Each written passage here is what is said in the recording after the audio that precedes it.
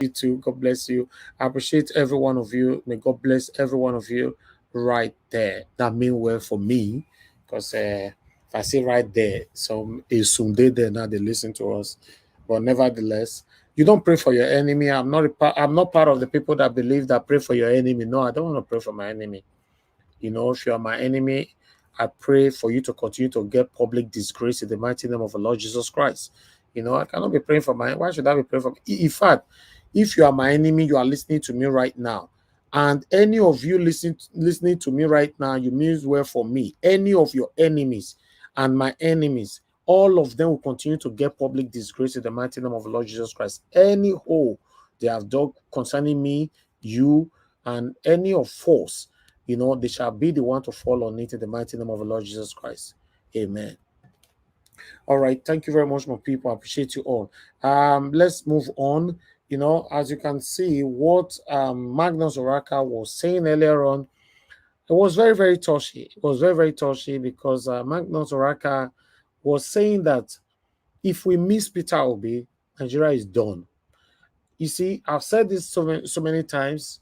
Yes, I've said it. You see, you guys don't know why I'm always happy.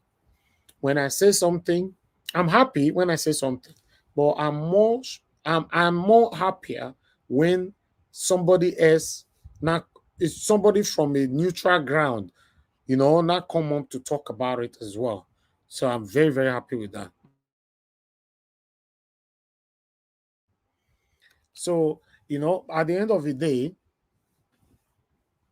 I said it before, if we miss Peter Obi, we might probably not find someone like Peter Obi again forever in Nigeria. Obviously, Igbo people cannot produce someone like Peter Obi with the kind of display some of the characters from Igbo land display this period against Peter Obi, the kind of display some Yorubas, Edo, and all that, many other people display. I don't know. Maybe you can see. For me, I cannot see Igbo ever producing someone like Peter Obi again. I cannot see a Edo person producing someone like Peter Obi. I cannot see Yoruba producing someone like. I don't know where the person will come from. In my day, now my own person, my own view at the talk. So I don't know. If we miss Peter Obi, probably forever. Listen, in case you guys are not aware or you are still sleeping, the reason why these guys are doing everything possible to make sure that Peter Obi will not get to that power, because there's a lot to hide. Remember, Peter Obi getting into power, becoming the president of the Federal Republic of Nigeria, a lot of secrets since 1960 till now will be unveiled. In case you didn't get that. All the secrets, all the pains that these satanic people have inflicted in you and I, all the excruciating situation we find ourselves since 1960 till now, a lot will be revealed. So they already know. So align this man there. Let me tell you the kind of closed door meeting they are having, in case you don't know. Whenever they're having a closed door meeting, this is what they discuss. No, we will not allow this to happen. We will not. What are you talking about? You think it's all about Tinubu here? No. If Obi enters there, you might go to jail. I might go to jail. We all. What are you talking about? No. We will not allow him. We pray may Tinubu work. Although I'm not Tinubu's supporter, but let him just be there for many things to close. If you allow Obi, many of us, why some of the traditional rulers, some of our religious leaders, they are also having this kind of conversation. Our traditional rulers will be saying, no, don't do this. The kind of the money we are receiving that is not documented every month from the federal government, this will be so we not the buy water, buy anything, so you go lock him. I beg. No, we don't want him there. Why the religious leaders now say, oh, no. You see, whenever campaign is coming like this, we normally receive money, bribery, and all that, blah blah blah. No. Listen, guys, let me tell you. Let me come back to. Some of you might not understand what I'm saying. Some of you might not even believe what I'm saying. Some of you might even think, wait till this why they talk, Seth. It's okay. I've said it over and over again on this platform. Now, where my sense reach, and there they talk reach. If I talk, and not talk and where. Instead of you to insult me, you carry on from where I stop. That's what it be. Yes. Have you guys, I've said it so many times on this platform. Notice that the people that is fighting with the youth, all 95% of all the leaders, past and present leaders, are against Peter Obi. 95%. I would have said 98. I don't want to exaggerate that much. 95% of Nigerian leaders, past and present, all are against Peter Obi. They don't want Peter Obi to rule. 95% of religious leaders, all are against Peter Obi. I repeat, 95% of religious leaders, past and present. I don't know whether they see past or religious leaders, so might just say past or present or and. All are against Peter Obi. 95% of traditional rulers, 95%, all are against Peter Obi.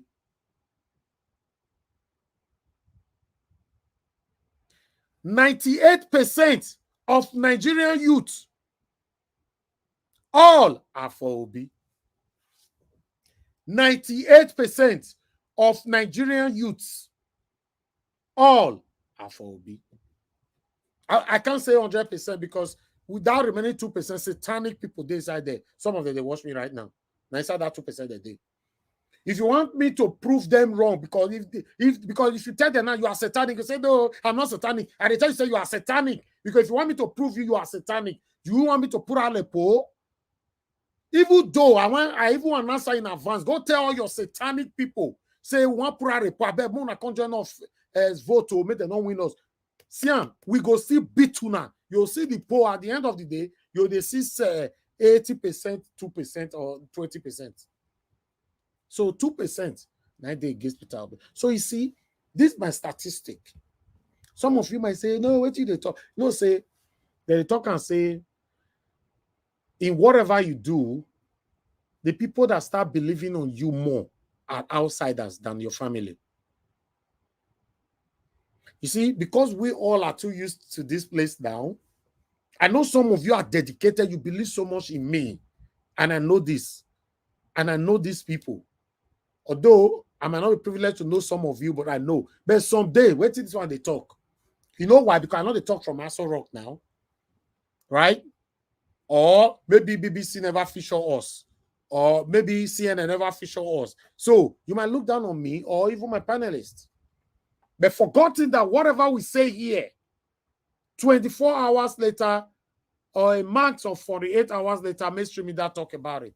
But they end up by saying some of the social media platform I was listening to, they say that. Because they cannot promote, they can't mention your name because they don't want to promote you. Listen, guys. This is the last bus stop.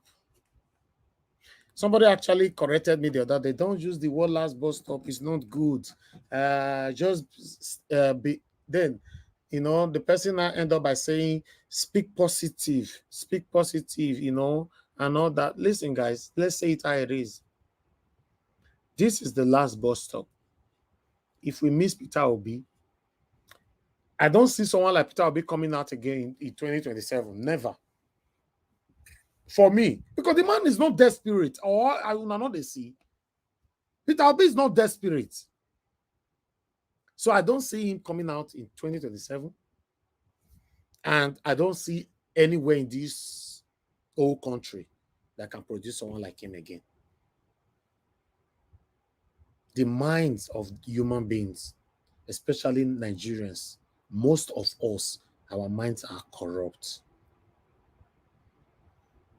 When your mind is corrupt, you can't do the right thing. That's why I hit my chest every day.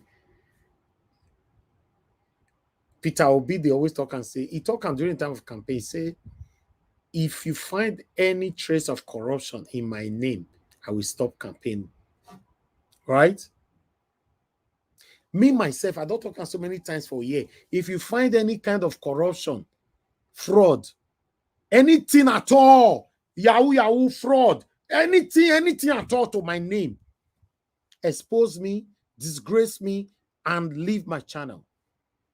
It's not everybody that can do this. That's why I normally say, it's not too late, my brothers and sisters, if you are listening to me. I know, say some of us don't do something in the past. For now, we can't regret. You can, yes, your change can start now. Right? Your change can start now. It's just like somebody where they find something with their name and they now say, oh, this thing happened like 30 years ago. Yes, most people can still forgive you easily. Say, 30 years ago. Since that time, I still find anything with your name. Right? Okay. But let me say, they do something every day. Me, I talk them all my life. The only thing my friends have against me, I can say my friends, or maybe my family. Let's say my family and friends have against me, say I stubborn. Finish. I don't like to portray my real self here. I did stubborn where before, but I say that. Stubborn. Where papa and mama say, okay, now this kind of country, where you're there here, because of his stubbornness. See, me. I'm not saying this for you guys to show me love. This is me. You can rely on me. You can trust me with anything. And now where my power is, now they do something rich. I know they overdo. I hate fake lifestyle. So I'm blessed to know that I have a leader. I can call a father, Mr. Peter Obi, that I'm already emulating, even though I've started my own journey a long time ago. It's not too late for you because you don't know where the future is taking you to.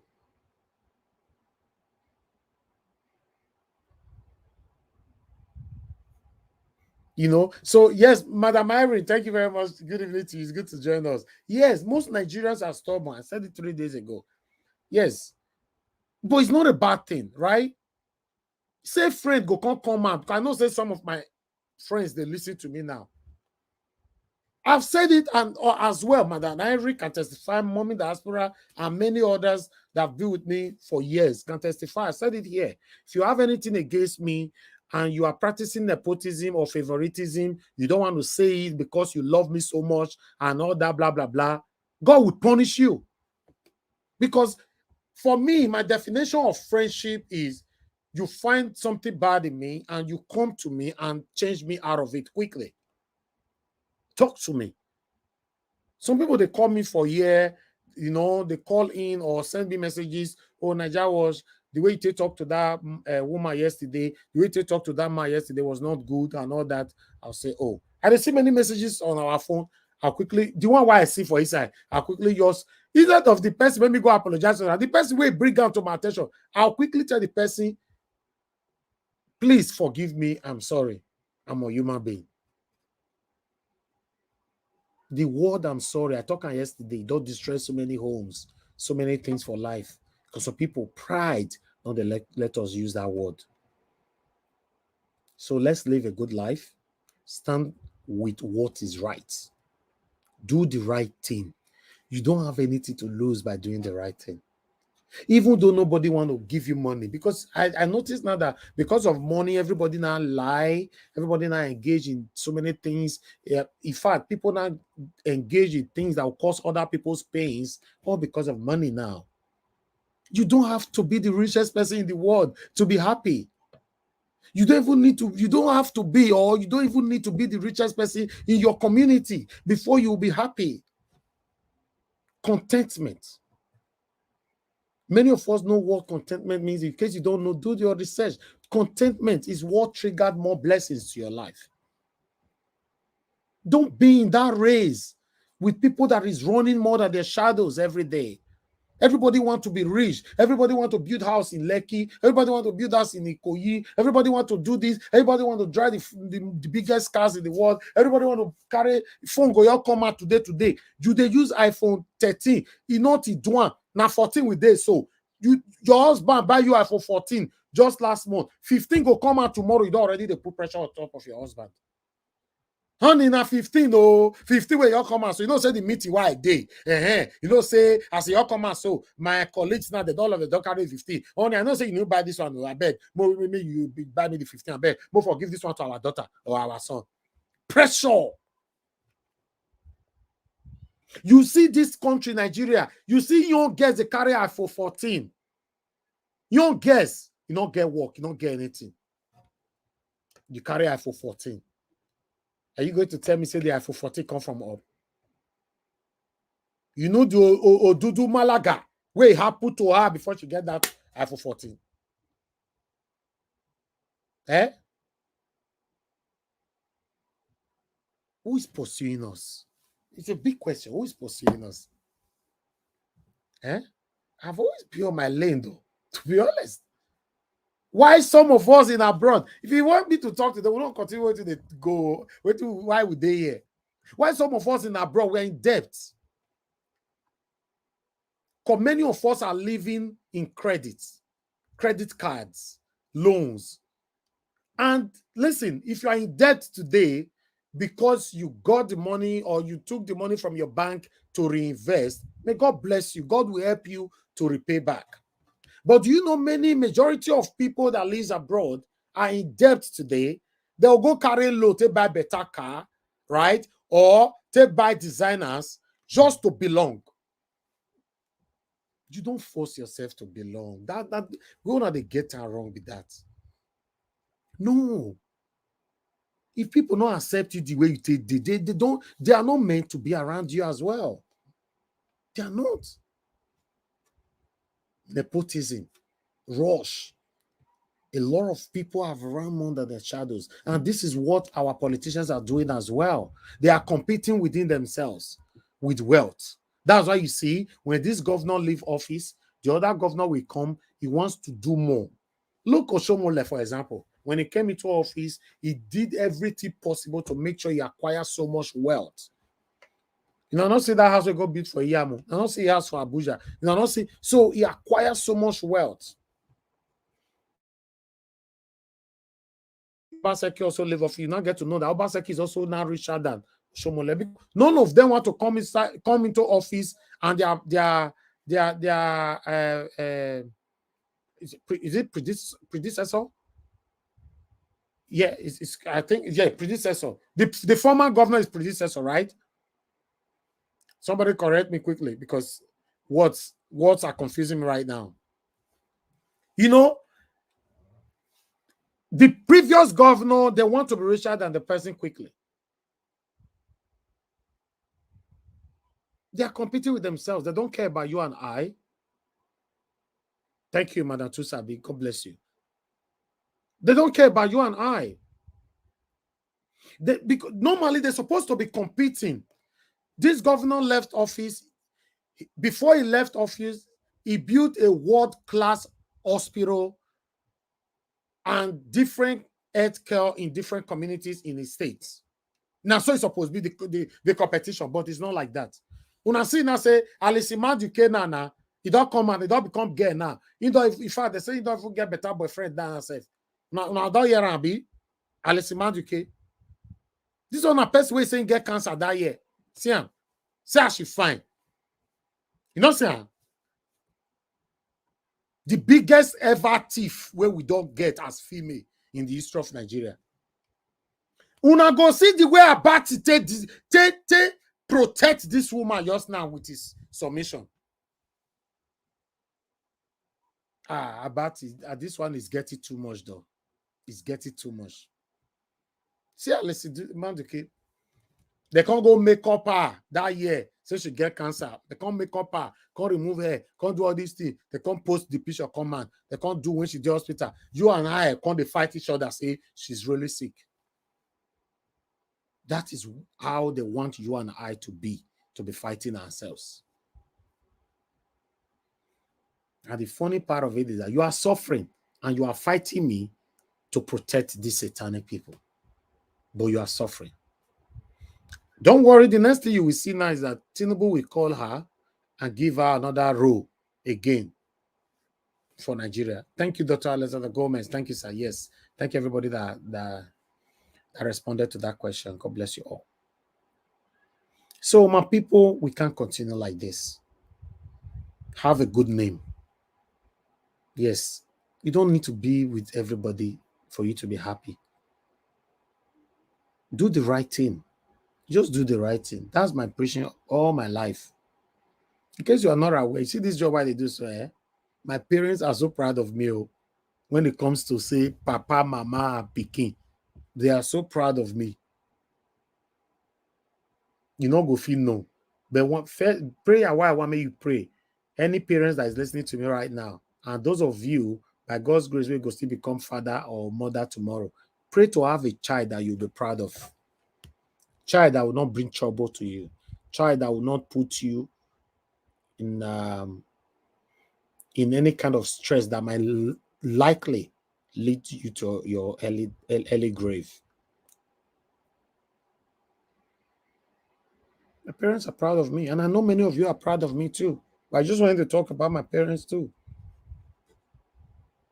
I said it before. My dad is a chieftain. Somebody actually came to. You see, there was a day I okay. Let me say this before move on. Remember the day I came here to say that people please be supporting me. It's not very easy. The people that are supporting me is between 30 and 40 and all that. You guys showed me love that day. From that day, I'm seeing different, seeing a lot of changes and all that. May God bless you all. But somebody came to my WhatsApp and wrote.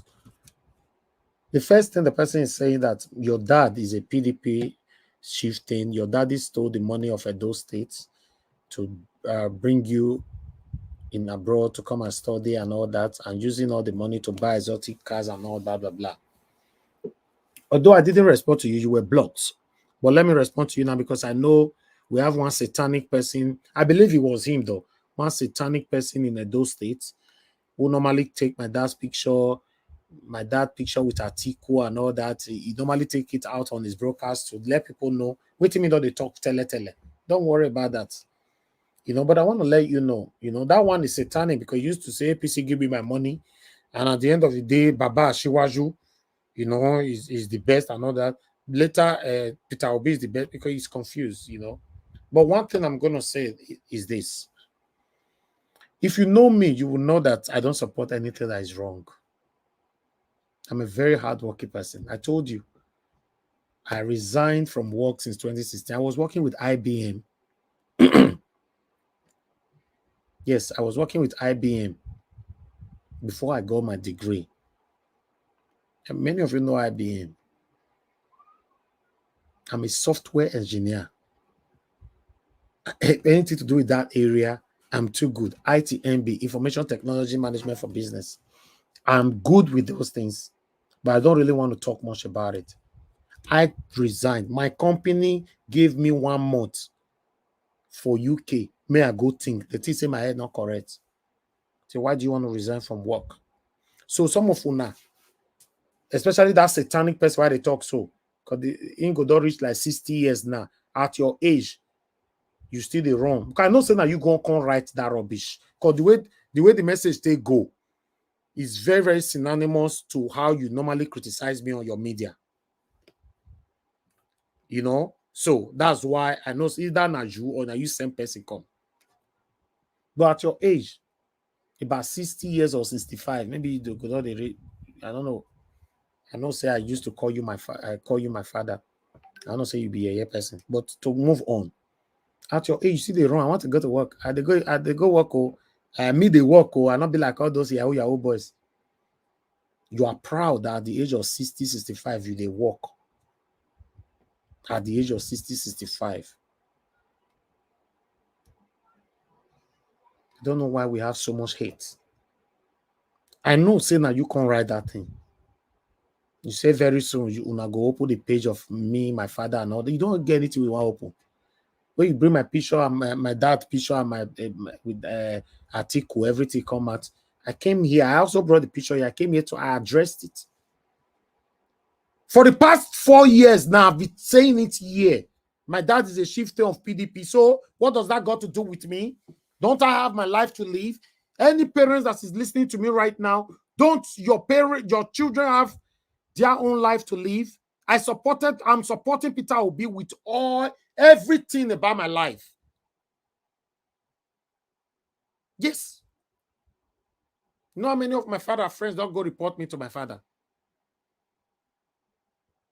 For most of those serious people now say they say Naima does go to report me now. I don't know what you call her. Don't go report me to my papa. God. You know, I know he sought you. The day we'll carry your video, call me Agbonaima. I allowed my panelists to talk about you. Now you go arise. You don't fear answer question. I don't talk to you. Now, voila. I never open page for many of them when they say when I want to become governor for Edo State. Once I don't open page, now I say this platform, I know they control how my panelists go talk. I go present them to them. I will let them eat the presentation how they like. Thank you very much, my people. I'll leave that there. I appreciate every one of you. Now, I would like us to quickly those people, some of the people that supported Tinubu, some of them are already complaining. I said it a couple of days ago, and I have a video to quickly tally this up. But before that, 2016, this subsidy of a thing has been going on for a while. 48,000 naira over 6 months at 80,000 naira monthly to 12 million household, not persons, household, using a system that is completely opaque, not even open to any scrutiny of any sort, the same way they were feeding children at home during COVID. This is the same system that they are now saying they want to use to share the pittance. So please, there is more to this. I'm not going to have a conversation that talks about palliatives because in reality, they've shared that money already. That's why they can easily seg into, okay, we'll turn it into fertilizer and hose. It's no longer about 8,000 now, it's about fertilizer because they've spent the money already. So this is not a conversation about NLC representing us. No. It's about, are we even human? Are they even treating us as human beings?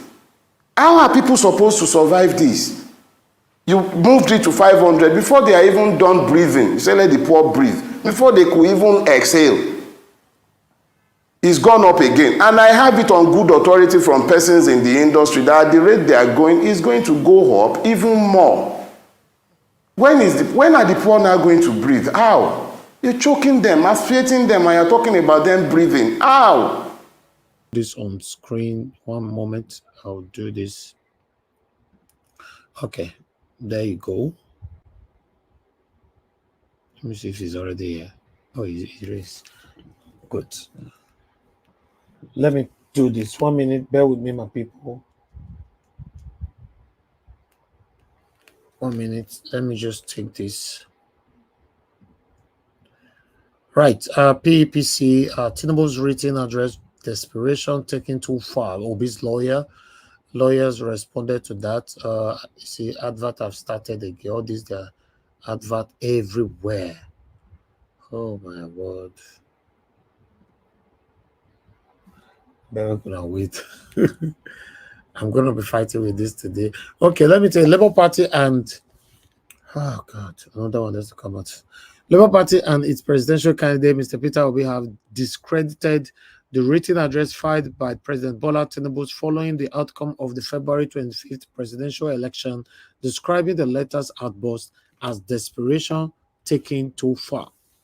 In the written address cited by Tribune Online and dated July 14, and second and third responded, led by Wole Olekpekon San, faulted the claims of Obi's witness, including the seventh witness, Clarita Oga, who had claimed to be a cloud engineer and a member of staff at Amazon. The respondent also warned the Presidential Election Petition Court, PEPC, that misinterpreting the law as provided for the Constitution on the 25% of lawful vote cast in Federal Capital City Territory FCT, Abuja, could lead to absurdity, chaos, anarchy, and alteration of the very intention of legislation. Remember that statement was from Tinubu. You guys remember, right? Okay. However, the petitioners in their final written address filed by Obi's led counsel David Uzoko San, senior advocate of Nigeria, to the second and third respondent said there will only be anarchy if the rule of law is truncated. I don't know, you know, the anarchy or whatever threat that Tinubu was passing the other day. Listen, guys, there will only be anarchy in this country if judiciary do the wrong thing. That's all. You know, let me take that part again for you all to get what we have in our own response. However, the petitioners in their final written address filed by Obi's late counsel, David Uzoko, senior advocate of Nigeria, to the second and third respondent said, there will only be an anarchy if the rule of law is truncated. This is a cheap, misguided, and destructive blackmail, clearly intended to target the country's judicialism and constitutionalism.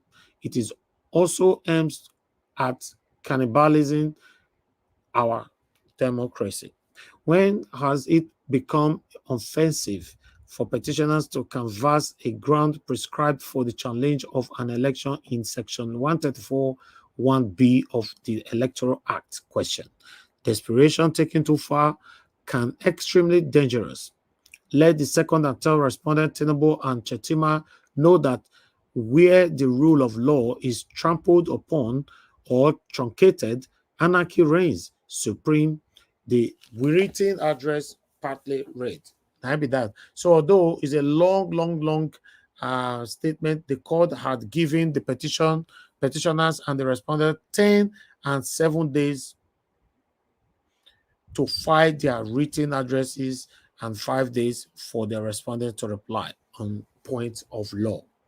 Okay, so we are waiting. This thing is being prolonged anyway, but we all are still patiently waiting to see what is going to happen at the end of the day. Ariwola, Chief Justice of Nigeria, please do the right thing. But meanwhile, the suffering that is currently going on in Nigeria is getting tougher, you know, as we speak. You know, let me quickly take this off 1 minute. There's a lot to do, so do this, do that, do this is a lot. 1 minute, my people. Okay, let me quickly put this on the screen for you. It's sad that despite the hardship that we all are currently facing in this country, they have increased the salary, the school fees. Federal government increases Unity school fees to 100,000 naira. This one just coming on today. Instead of them to reduce it because of this current suffering in the country, they have increased it. I don't understand. This country matter is too much. The federal government, through the Federal Ministry of Education, has increased the school fees of the new student into Federal Government College, otherwise known as Federal Unity College, to 100,000. This was contained in a directive from the Office of the Director of Senior Secondary Education, Department of Federal Ministry of Education, reference number ADF/120/DSSE/1, dated 25th May 2023, and addressed to all principals of Federal Unity College. According to the circular entitled Approved Fees Charged for Federal Unity College First Term for New Students, signed by the Director of Senior Secondary Education, Hajia Binta Abdul Kadir, new students are expected to part with 100,000 instead of the previous 45,000 naira. Increase with 100%, more than 100% upon what we are facing. They used to pay 45,000 naira and they just increased it to 100,000 naira. What a country. The latest fees charge increment will affect eventually all aspects and activities of the school, including tuition and body fees, uniform, textbooks, deposits, exercises, books, prospectus, caution fee, ID cards, stationery clubs and societies, and sport extra lessons, insurance, etc. As usual, the same they were paying in that 45,000. Please be informed that the ministry has approved only the underlisted fees and charges for all Unity College, the memo rate. And so we see my people. I just thought I should divert a little bit to let you guys know that the hardship is real, it's getting tougher. It's not easy for parents right now in Nigeria. A lot of people are really are facing this excruciating situation. But meanwhile, I'd like us to quickly take on here. Go to Twitter here. Daily, what is it called? Bayo Adenuga or whatever is Onanuga. Okay, Bayo and Onanuga. Okay, let me take this off screen so that we can read together. 1 minute. As you all can see right there, what you have there is saying we should all be worried by the reckless way some Nigerians are dishing and spreading fake news in the social media. With impunity, the appeal court, the Supreme Court have just debunked 2 of such malicious false news and are destroying our judiciary, all because of politics. The police should wake up to their duties. Our country has a cybercrime law that deals with fake news. Let the police implement the law of face or as fake news will destroy our country. Okay. 1 moment. Let me bring this in. Okay. It's tiny though, but let me strain my eye. In this section, in this season of high fuel price, I want to plead with our people to exercise some patience. We are all jointly experiencing the pain. All those intemperate attack against the new government of President Bola Tinubu should stop. Let's await the palliative as his government has promised. Let's await the palliative that will flow from each state as more money is channeled to them from the subsidy savings. We cannot go back to the hyper fraudulent subsidy regime where we were spending more money on petrol than on roads.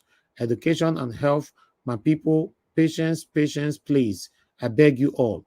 No country has ever made progress without the people going through some pains.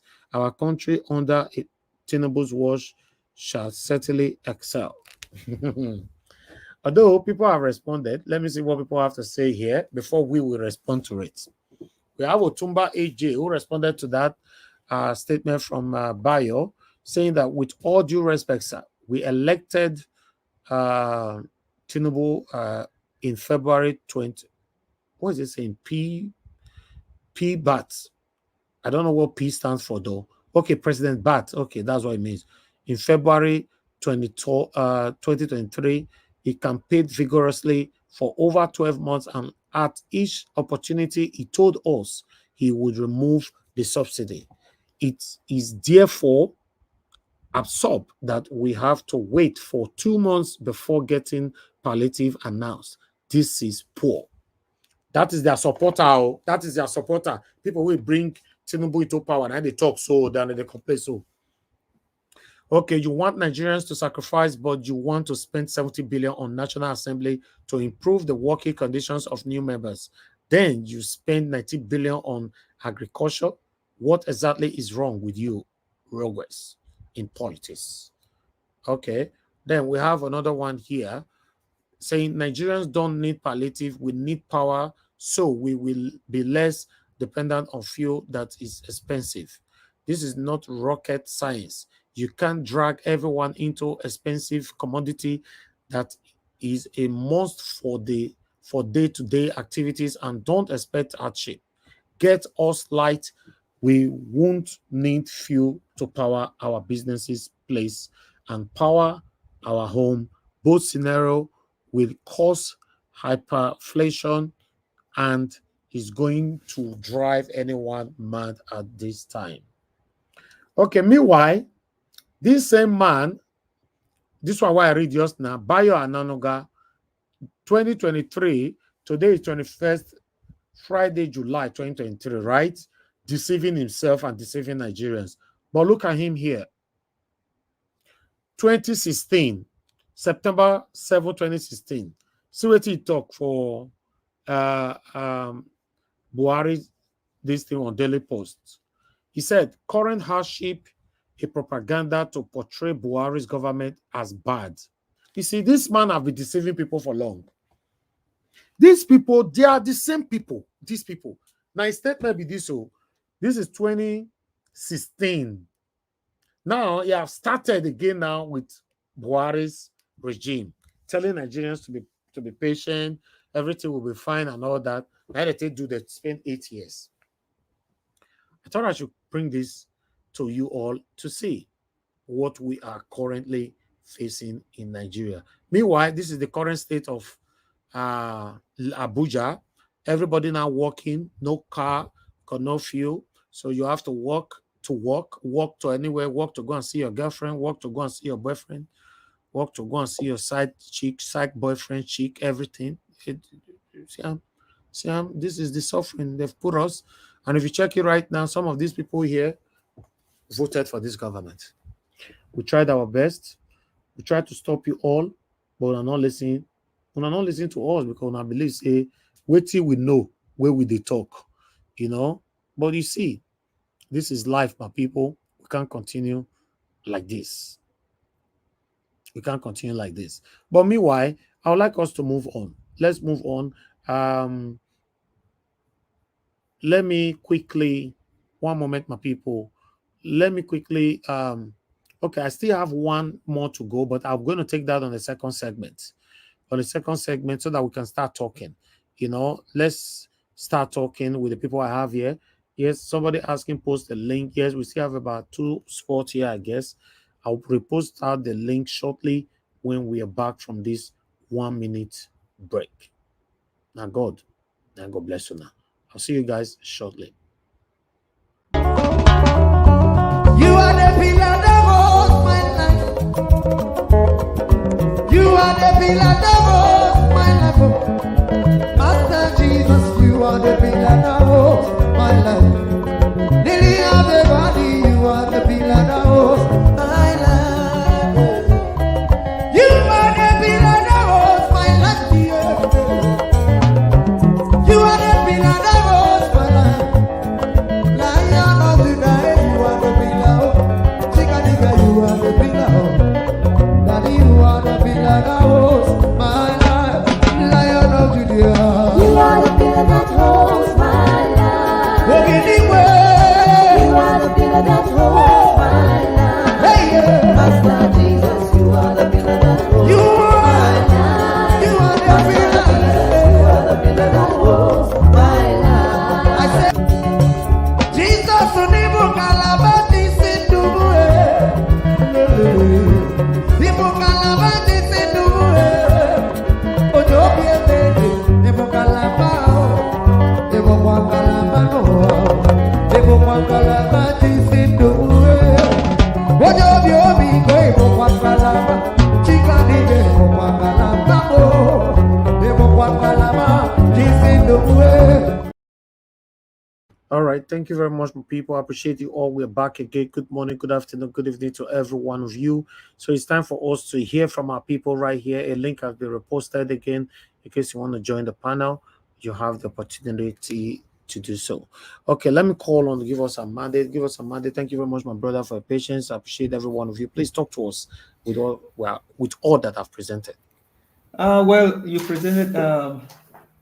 presented so much, but thank you very much. Good evening to you. Good evening to Nigerians, and good morning, good afternoon, depending on your location and where you are listening from. It's glad to be here again today. It's Friday. We can't wait to get today through also, and then we continue to move. Hopefully, I'm coming out clearly. Yeah, you are good. Yeah. Yeah, thank you very much, sir. So, I mean, with the videos that you played so far, I think Magnus Araka was the first person talking about His Excellency, my president, Mr. Peter Gregory Obi. as the Gbogbonishe. Gbogbonishe is like a medication that can clear, it can heal, but possibly all kinds of sickness, headache, typhoid, stomach pain, all of those things. So, Mr. Peter Gregory Obi, GCFR, the President of the Federal Republic of Nigeria, is one man that we believe that God is going to use to clear the evil that has wrought our nation so far. He is not God, but there is a hand of God upon his life. But you can also refer to him as little God, because in Psalms, God himself calls us, he said, ye are gods. So you can refer to Mr. Gregory Obi as a little God. So he has the hand of God upon his life, and we believe that God has actually brought him out for this season for Nigeria, so that the country can be healed. I think somebody once cited the story of Jesus in Acts, how that there was a word was spoken about him. I think it was in John, I think the three gospel, how that Jesus Christ, how that God anointed Jesus Christ with the Holy Ghost and with power, who went about doing good and healing also. Now, how that God placed his hand on Peter Gregory Obi, who goes about the geopolitical zone of Nigeria doing good. I mean, he was at IDP camp. I think I sent a video of him, his birthday in Plateau State some days ago. So people actually believe that God actually brought this. There is a time in the history of humanity that one person is raising up. Take the story of South Africa, for example. Nelson Mandela will never be forgotten in the history of South Africa, both in South Africa and all over the world. Reason being that he fought against apartheid. So Nelson Mandela will never be forgotten in the history of South Africa. There's no way you can write the history of South Africa. If you miss Nelson Mandela, you missed it all. He will never be forgotten. So Mr. Peter Gregory Obi is in that same shoe. Martin Luther King Jr. in America said, I have a dream. I have a dream. Reverend Luther King. He went also fought for civil rights, fought against all of the wickedness. The story of America will not be complete if you don't mention Martin Luther King's name. And so in the history of humanity, you see at the point where God just raised somebody up to shape the history of a nation or direct the course of a nation, from retrogression to progression, from consumption to production, from corruption to integrity, and then doing the right thing. So that was a wonderful video, and we can't wait. You know, one thing is breeze don't blow. We don't see the back of the kukuruku. So there's nothing that the judiciary can do. Breeze don't blow. We don't see the anyash. Whether they want regam or whether they want to do this, I think allegedly somewhere also they say Wike is in Spain with most of the appeal court justices and all that. They are spraying dollars and all that allegedly, because I've not seen the news, but I think I saw it in one handle. And you know, one thing is in all of this here propagandas and all of this here satanic lies, there will always be an element of truth in those things. So we'll wait and see judiciary. Nothing. We all know. By now, judiciary, you two, you know how this thing should end. Peter Obi won the election on a landslide. Tinubu did not win the election. Tinubu cannot win the election. Tinubu cannot be president. Peter Gregory Obi, my president, born and raised in Anambra State, still doing good because of the hand of God upon his life. And we're not saying he's a saint, we're not saying he's God, but I mean, there is the hand of God upon him, and this man is just still doing what he knows how to do best. So no shaking on that. No, now when it comes to the issue of Soludo speaking, saying that that register is fake, and how have they even done like an integrity or stress test on that register. I think they call that register one name. I may have forgotten the name now. And why now? Why didn't he speak before now? Why that question now? Do you think these ones in power that have come to quadruple the sufferings of Nigeria will do anything? Rather, they will look for a way to steal. You just had it. Unilag from 19,000 naira school fee is now over 100 and something thousand naira. Unilag is on Punch newspaper. You can go read it. So from 19,000 naira school fee for Unilag students, it is now 190,250 naira. And maybe some of the Unilag students, they even voted for Tinubu. Welcome to a new Nigeria. Welcome to a renewed hope. Welcome to a renewed hope. This is good. Because some students, even as cheap as that, as we may think that 19,000 is, some people still cannot afford it. How do you see people that their mom had to sell akara by the roadside to send them to school and raising graduates at the end of it all? Now from 19,000 to 190,250 naira. Welcome to a renewed hope. Welcome, oh, medical students, regardless. So we will be here to see all of this renewed hope. If it's either renewed hope or renewed shege, we'll be here to watch and see. Ẹ̀yin tẹ́ dìbò fún Tinubu, ẹ káàbọ̀ sórí ètò yìí o. Ìgbà Tinubu á tù yín lára o, kò ní ní yín lára o. Ẹ̀yin ọmọ Yorùbá, ẹ̀yin Abọ́bakú of Lagos State, ẹ̀yin jẹ́ kìlú mọ̀, ẹ̀yin wọlé mú Tinubu lọ, ẹ káàbọ̀ sórí ètò àsìkò Tinubu á tù yín lára o. Òbí làwa ń bá lọ ní títí wa. A sì mọ̀ kọ́ máa gba mandate wa láìpẹ́ láì jìnnà. Ṣùgbọ́n ẹ̀yin tẹ́ dìbò fún Tinubu, ẹ káàbọ̀ sórí ètò yìí. Many of you are already crying on the fuel hike. Don't worry. I heard that allegedly they are already building a filling station for all of the APC and Agadorians. So you can go and be buying fuel at 15 naira per liter. So watch and see, more to come. Tinubu is already building a filling station for you guys. So relax. We will, and maybe your school too. They are already building school for you guys too. Ìgbà Tinubu á tù yín lára o, ẹ̀yin ọmọ Yorùbá tẹ́ dìbò fún Tinubu, welcome on board. More to come. Just relax.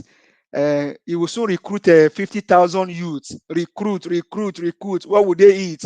Àgbàdo, ẹ̀wà, fùfú, gàrí. What would they eat? Àgbàdo, ẹ̀wà, fùfú, gàrí. What would they eat?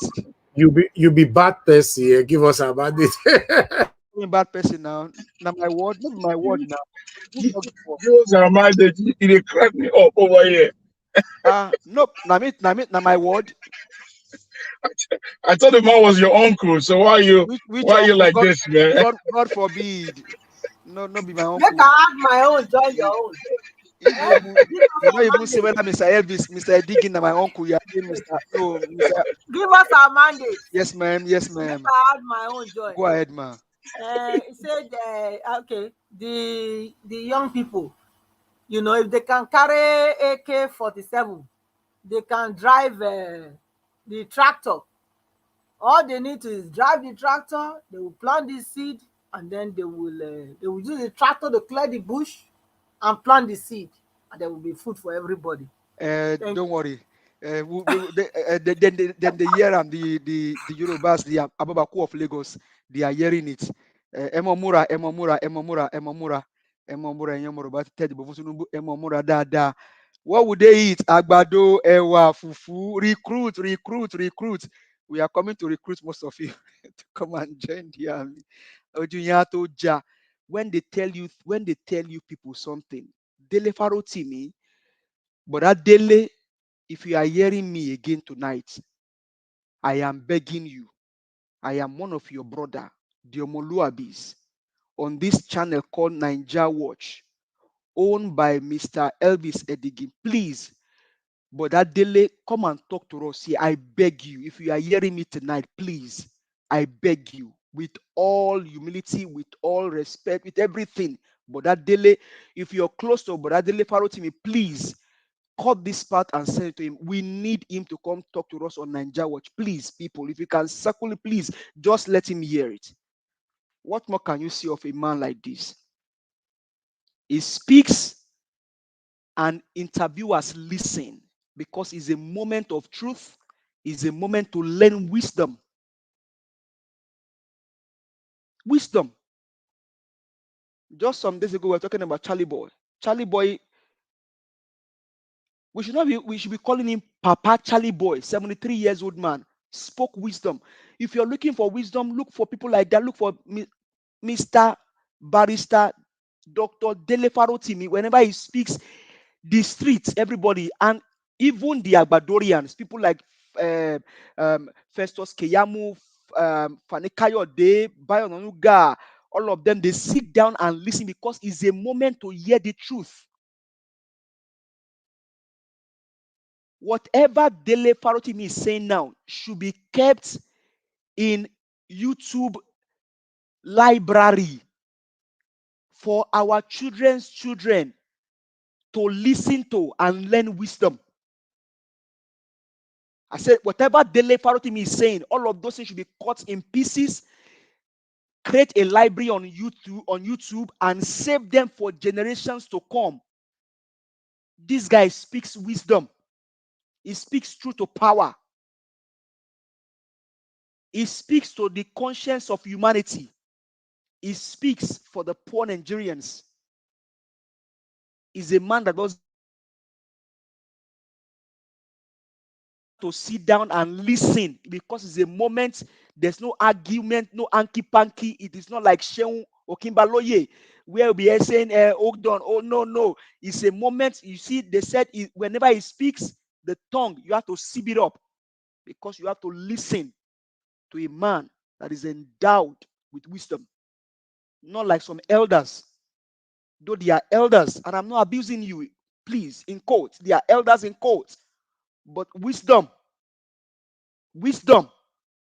integrity, consciousness, compassion, love for humanity is not there. But Adele, ibikibite about what? Please, enjoy what's in Ninja Watch. Enjoy. I beg you, please come and speak to us. Because younger generation need to learn from you. You are a man of character. You are a man with integrity. You are one of the Omoluabis that is dealing with your malice. Thank you very much. God bless your generation, sir. And so the school fee over, I mean, what country asks parents to pay for high school or primary school fee?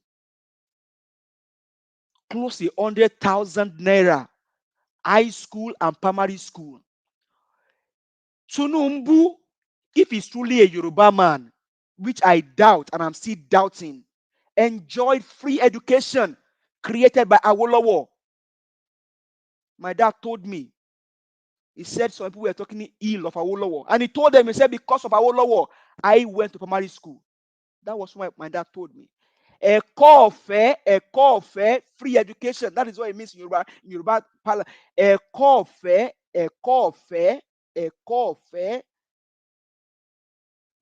If Tinubu is truly Nigerian and he truly was born in Lagos, he has enjoyed free education. Why now are you stepping on the truth of the common man? Somebody that cannot afford Gary, maybe a model of Gary for 200, how would they afford 100,000 naira for school fee for their primary school students and secondary school children? Mr. Tinubu, Chief Justice Ariwola, many of you enjoy free education, including scholarship. See what Okay, you have Oga turned our Felix, I nation just see to. you. Many of you enjoy free education. Deli Alake, Bayo Onuga, Festus Keyamo, Fani Kayode, Bajabi Amole, Sanwo-Eku, all of you, you enjoy free education. Why this wickedness on humanity? Wickedness on humanity. Down over here. Except you want your child to go to private school. It is free. And some other African countries. Why this wickedness? Why this irresponsibility? Why this lack of compassion for humanity? Your own children, because of the money you stole from Nigeria, they can go out of the country. You just showed Desiani. Now Abati can say Desiani is looking good.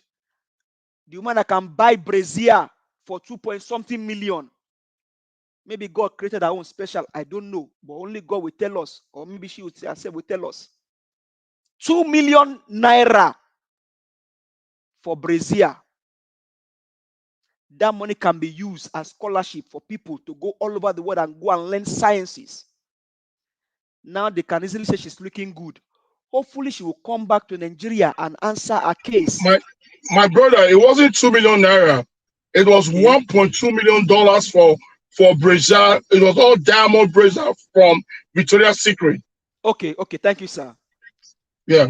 That money should have been used as scholarship for people. But you can easily say that she's looking good. And the Senator Ben Mori Bruce can easily say something. You see wickedness. These men that you think they are men of integrity and character, Ben Mori Bruce of Silverboard. Silverboard used to be a TV station that I listened to when I was in Nigeria. You would think they are people that uphold integrity. But these men, they lack character, they lack compassion, they lack competence. Wicked men all over the places. Desiani, you are in Dominican Republic. Hopefully they will expedite you back to Nigeria to come and answer your case. So you can sue EFCC. Well, I'm not surprised because both EFCC and Desiani and all of you guys, you know how you play your game. But a new Nigeria is possible. A new Nigeria is possible. A new Nigeria is possible. So to all of you Agbadorians, as I round up and bring this to a close, welcome to Renewed Hope. Welcome to Renewed Shege. Agbado Ewa, recruit. What would they eat? Agbado in the morning, Ewa in the afternoon, Gari at night. What would they eat? Agbado Ewa Fufu, recruit. 50 million soldier recruit. Thank you very much, Mr. Elvis. I yield the floor here. Give us Thank a you very mandate. much. Thank you. You didn't put a John Torí Ọlọ́run. Okay, You didn't put a. Okay, John Torí Ọlọ́run, recruit. What would they eat? Àgbàdo, ẹ̀wà, fufu. What would they eat? Àgbàdo, ẹ̀wà, fufu. In the morning, what would they eat? And your first day in office, what will you be doing? You will eat the ground running. Second day, eat the ground. First 100 day, eat. Tinubu is eating the ground and is running kita. Welcome, ẹ̀yin ọmọ Èkó, Awubaku of Lagos. Ẹ̀yin wọlé kìlú mọ̀. Thank you. Agbétoníhun ẹ káàbọ̀ sórí ètò yìí o. Ìgbà Tinubu á tù yín lára. Thank you very much, Mr. Elvis. God bless you, my brother. Thank you very much for your wonderful submission. You want to just laugh, finish person for here. All right. Let me prioritize Ogbede Osazuwa. Can you unmute yourself? Ogbede Osazuwa. Oh, we lost you. So sad. You just left now. Okay, that's fine. Mr. Jonathan, thank you very much for joining us. Good evening to you, sir. Please talk to us. Okay, Mr. Jonathan, you are not there. Engineer Ken, please talk to us, sir. Good evening to you. Thank you very much, Mr. I'm here. Can you hear me? Oh, okay. Go ahead then. Go ahead. Can you hear me? Yeah. Sorry about that. I'm here. Thanks very much, Mr. Elvis, and thanks to all the panelists. I enjoy give us our mandate submission. You know, today. I must confess, I enjoyed that line, you know. So that line will enter into, it will be a lyrics, you know, probably an award-winning lyrics. Thanks.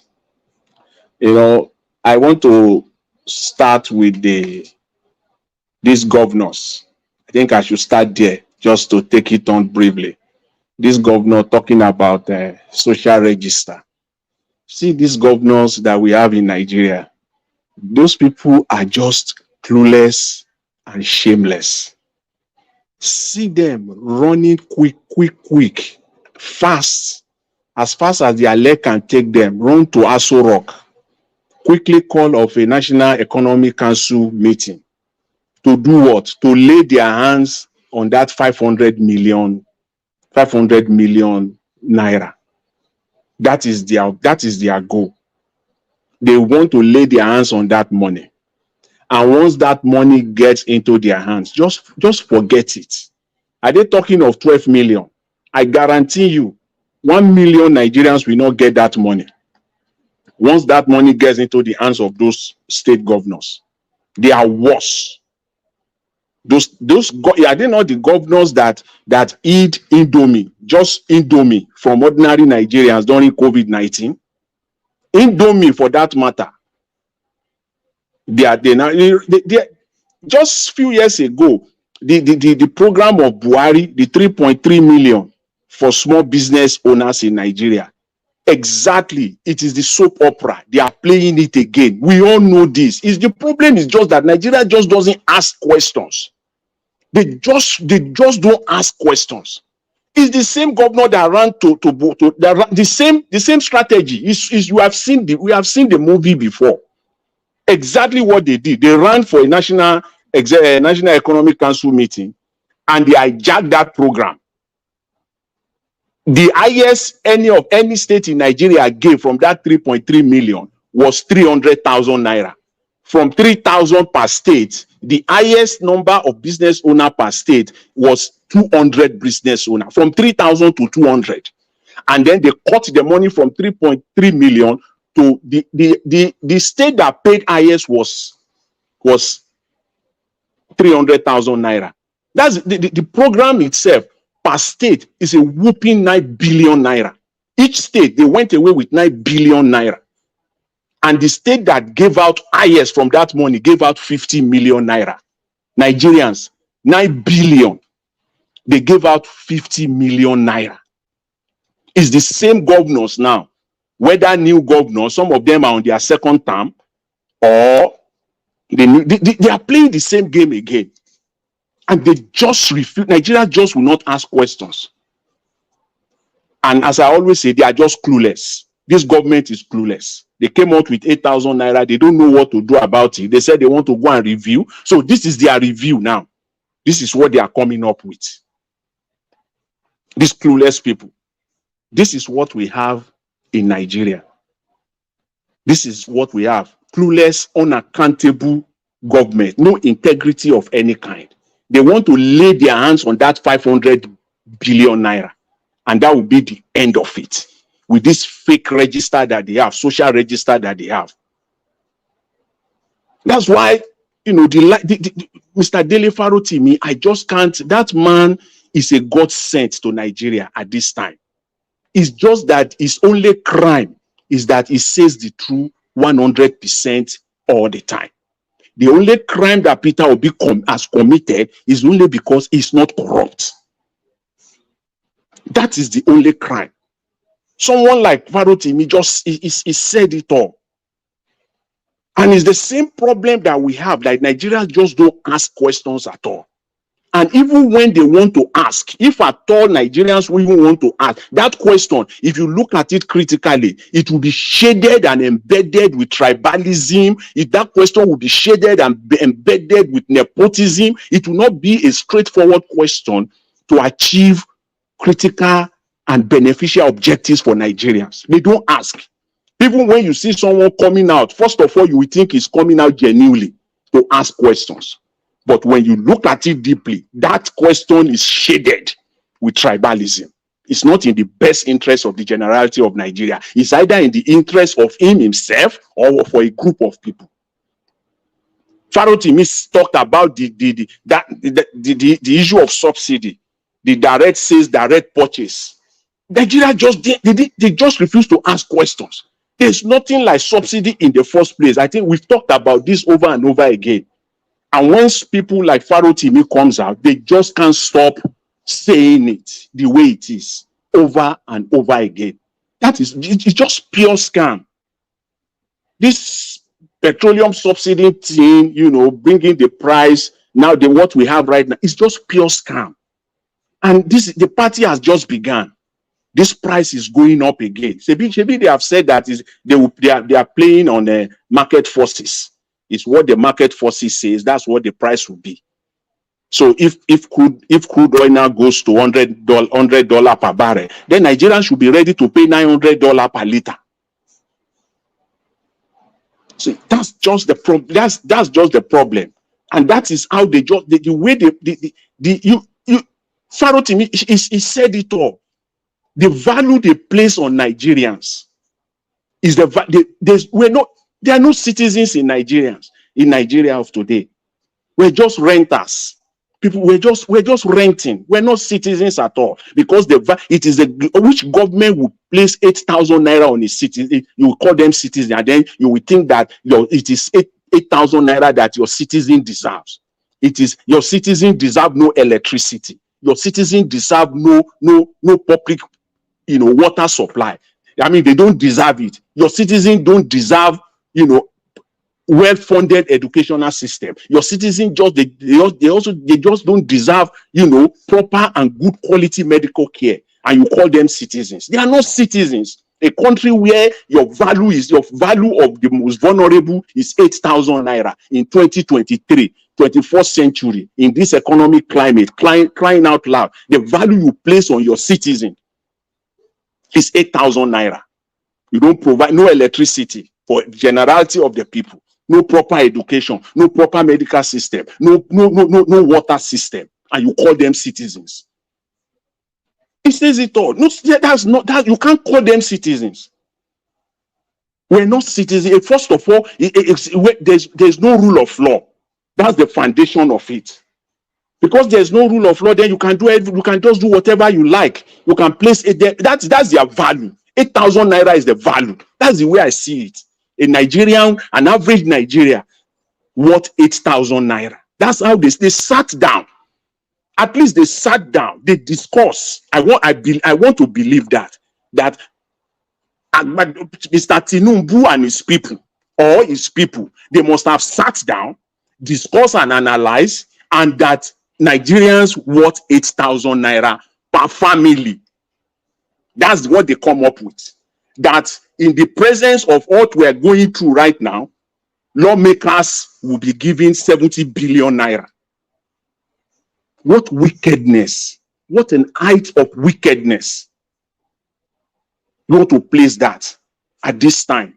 You will give the 8,000 naira, then you allocated 70 billion to lawmakers for what? For bulletproof cars and for furnitures. Then you allocated another 35 billion for the judiciary. It's just disheartening, to say the least. It's just disheartening. This can take too much time. It's just disheartening, to say the least.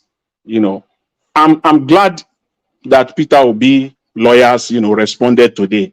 I'm so glad, and I've said it before, that I know, and anybody can, whoever believes and still continue to believe that judiciary and the current executive in Nigeria, they are not communicating. They are not in synergy together.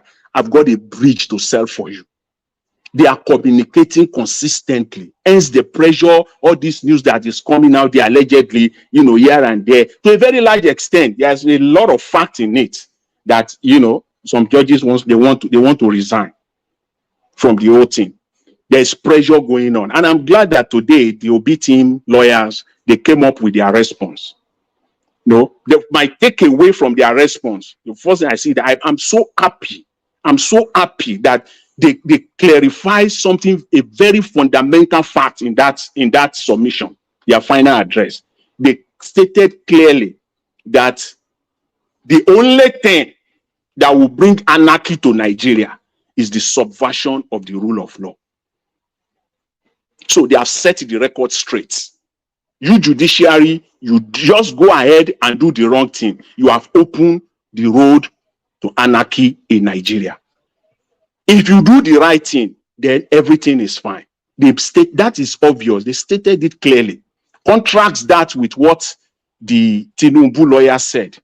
They said if the judiciary should make any decision that is not what they are expecting or whatever, then there will be anarchy and chaos.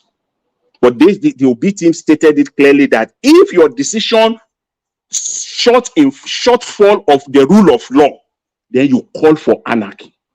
I'm glad that they made that clear in their statement, and in fact, the idea that INEC itself is coming out at this time to say that they have the levity, the right to conduct the election manually, and that they can collate is an indictment on it. Is a pure indictment, and I think there is deliberate. They know what they are doing.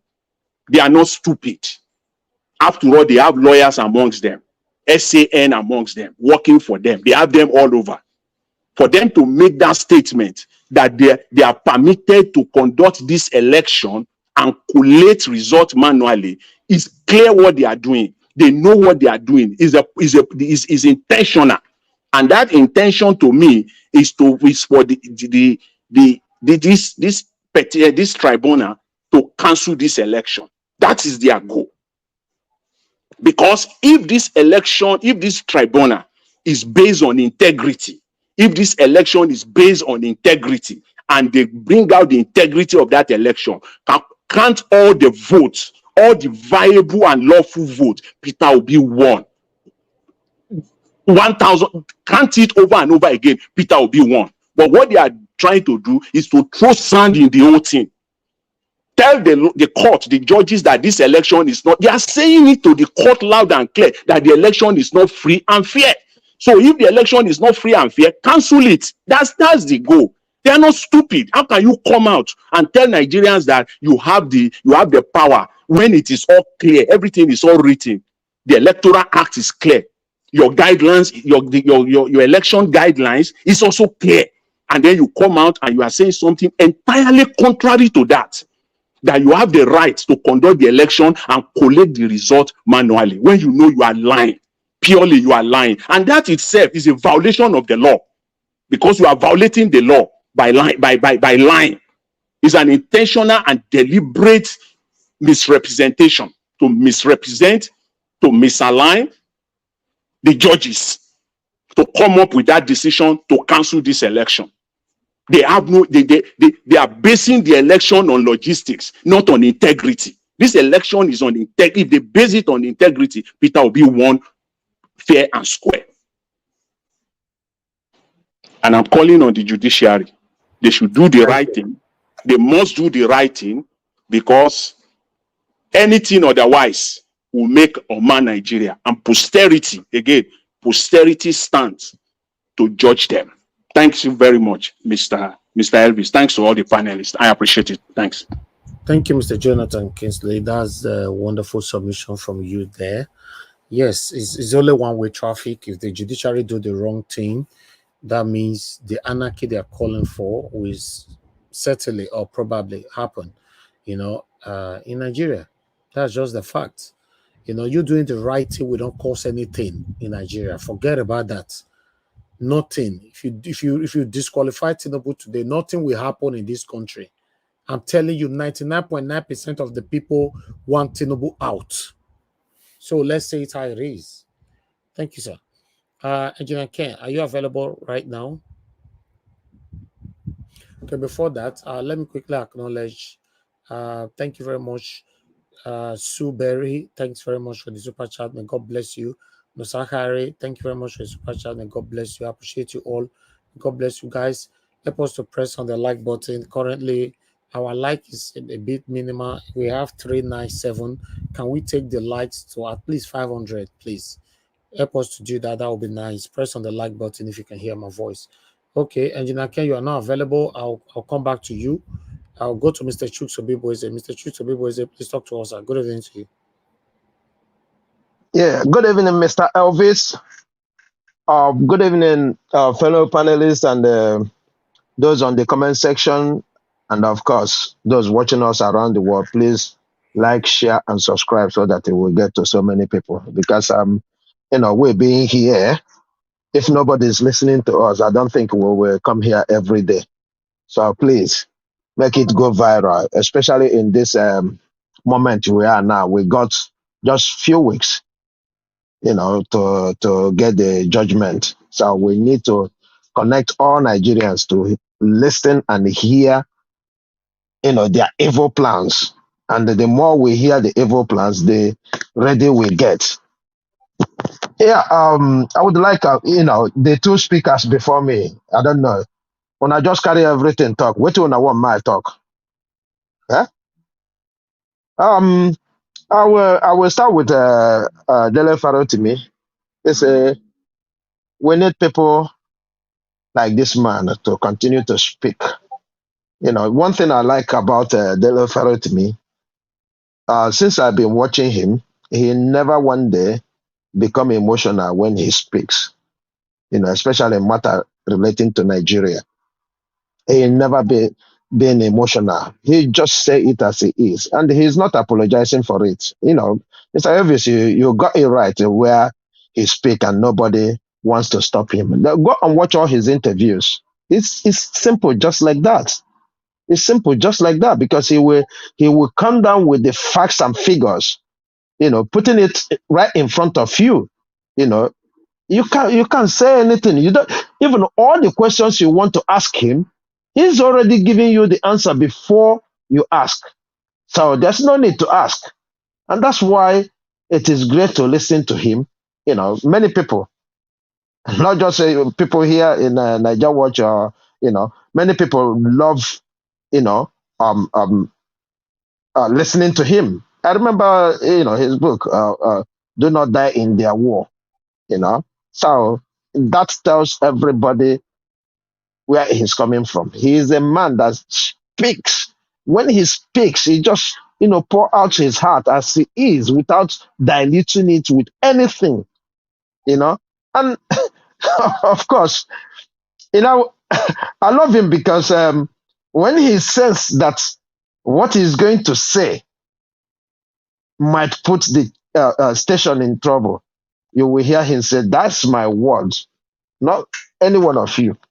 Not your station. That's my word. For you, if you have a problem with that, come to me." I love him. I love him. Kudos to him. And I would like to join. Give us our mandate to call upon you if you're listening, if you're watching, or anybody from the Labour Party that appreciate what we're doing here, that got his contact. Please contact Mr. Elvis and connect Mr. Elvis and Mr. Dele Farotimi so that it will bring him here. He needs to talk to us. He needs to boost our morale. He needs to, pat us, pat our backs, because it's not easy. We are here fighting just the same way they are fighting. So if he can come here so that Niger Watch followers can, listen to him direct, speak, that would be awesome. Please, if there is opportunity, please, we want to see you here. That being said, the Unity School increment. We said it here before the election. We campaigned with this. We told the mothers, we told the parents, if you don't want to stop your kids from going to school, reason, go the right way. This is the result. It's not even up to 2 months. This is what we're seeing. Imagine If this kind of human being is going to take us on for the next 4 years, the increment in everything, this school fee, he will increase it 2 or 3 times before 4 years. Mark my word. Imagine a man who said, we are going to reduce the purchasing power of the people. Come on, man. What are we talking about? And this is a man, everybody is saying, oh, he done well in Lagos. This is exactly what he did in Lagos, reducing the purchasing power of the people. And we are giving him credit. Oh, he made the revenue grow. What kind of growth is that? When you make the people pay more tax, you are actually reducing their purchasing power, thereby cutting down on the tax you're going to get. That is the fact. If Lagos is getting 20 billion every month, I tell you, they are losing more than 5 billion because of the purchasing power that he has reduced. And we are talking about that kind of man in Aso Rock. So it's a pity. I sympathize with parents because not all voted for these devilish people. But all of us have to suffer this. All of us. Imagine how many people that will be out of school. We're already struggling with over 20 million out of school children. And they come about with this kind of news. It's a pity. It's a pity. I'm just sorry for those parents that understand this from day one and be working hard not to get this evil government. I'm just sorry for those parents. But for those who voted for him,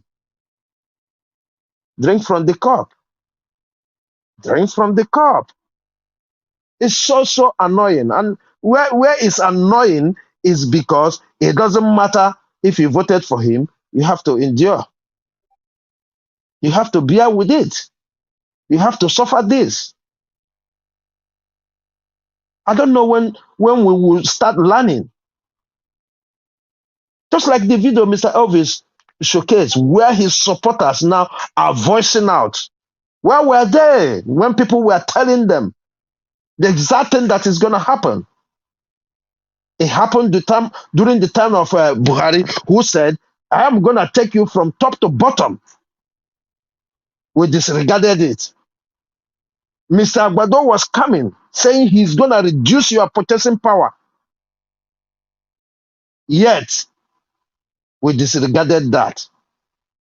Not because we don't know, because we said it here. And we question when Buhari used to say, you will ask for me. I was watching one of these channels where people are actually coming out saying we are missing Buhari. Could you imagine that? You know, I've been saying this. The Buhari's government made Jonathan's government assent. And Agbado, within 6 weeks, is making Buhari's government assent. This is worrying. This is worrying.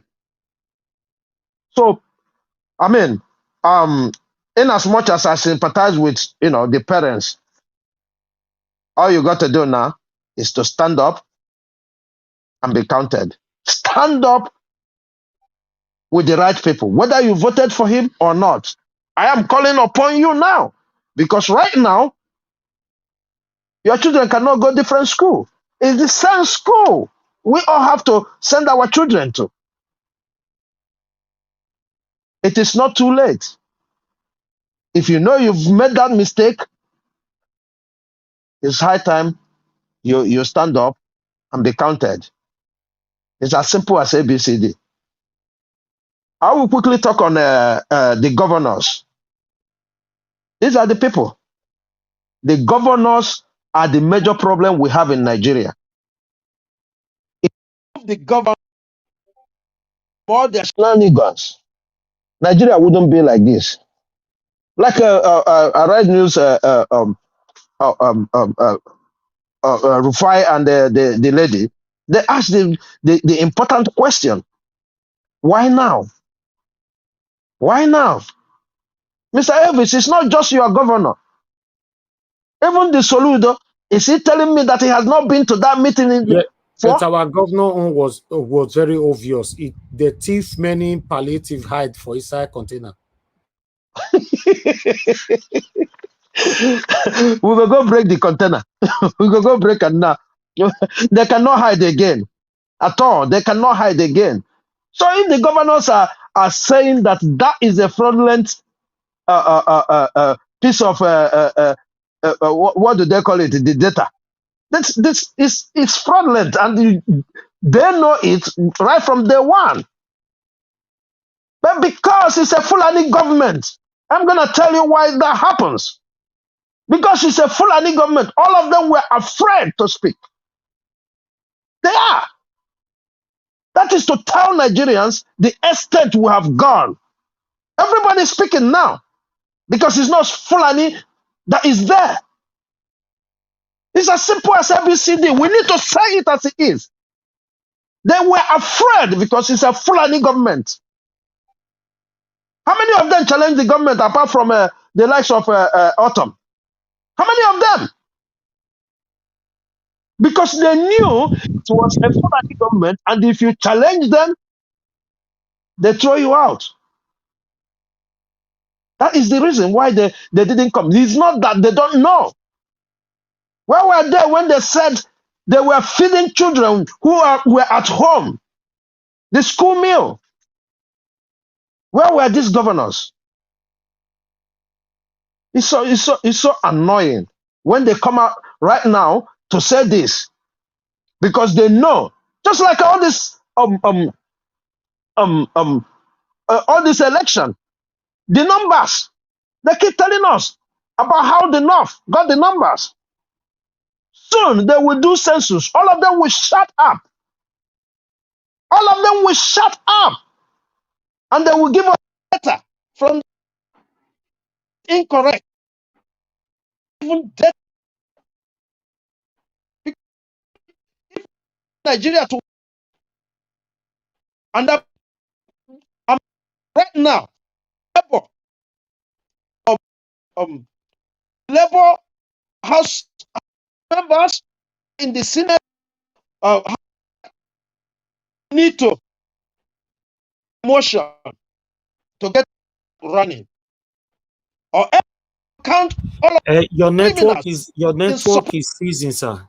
The network. move that said, God, Mr. Shooks, Mr. you Oga Shooks, you dey hear that me? child period, Oga Shooks. certain period to prison. Ah, Oga Shooks, we can't Told hear me not, you. Oh. because we are talking. Oh, you know they hear me now. So if first you do that, then let me just remove him to come back. You know, I have to remove him. You know, he's not even aware. All right, before we have him back again, I would like to hear from Madam Helen. Madam Helen, it's good to have you on the panel. Good evening to you, ma. How are you doing today? Good evening, Mr. Elvis. I'm doing great, thank God. Right. Mr. All right, thank Elvis. you very much. Thank you so much. Please talk to us. Yeah, Mr. Elvis, you see why when I come into this panel, I'm like, I found something. I found diamond. I think they say diamond is the most precious stone. I don't know if that's true. To me, it's like I found diamond and I hold on to it and I run with it. You know. Let me tell you a story what happened this night when I took my son. Incidentally, on Tuesday night, we had a slight home accident where, I was thrown into confusion, but thank God for my husband who took charge of the situation because the time was late. So even going to the hospital was a little bit distant for us. We called a family doctor who told us what to do, how to handle the wound till morning so that we could go to the hospital for suture for the boy. So this evening, I took him for dressing.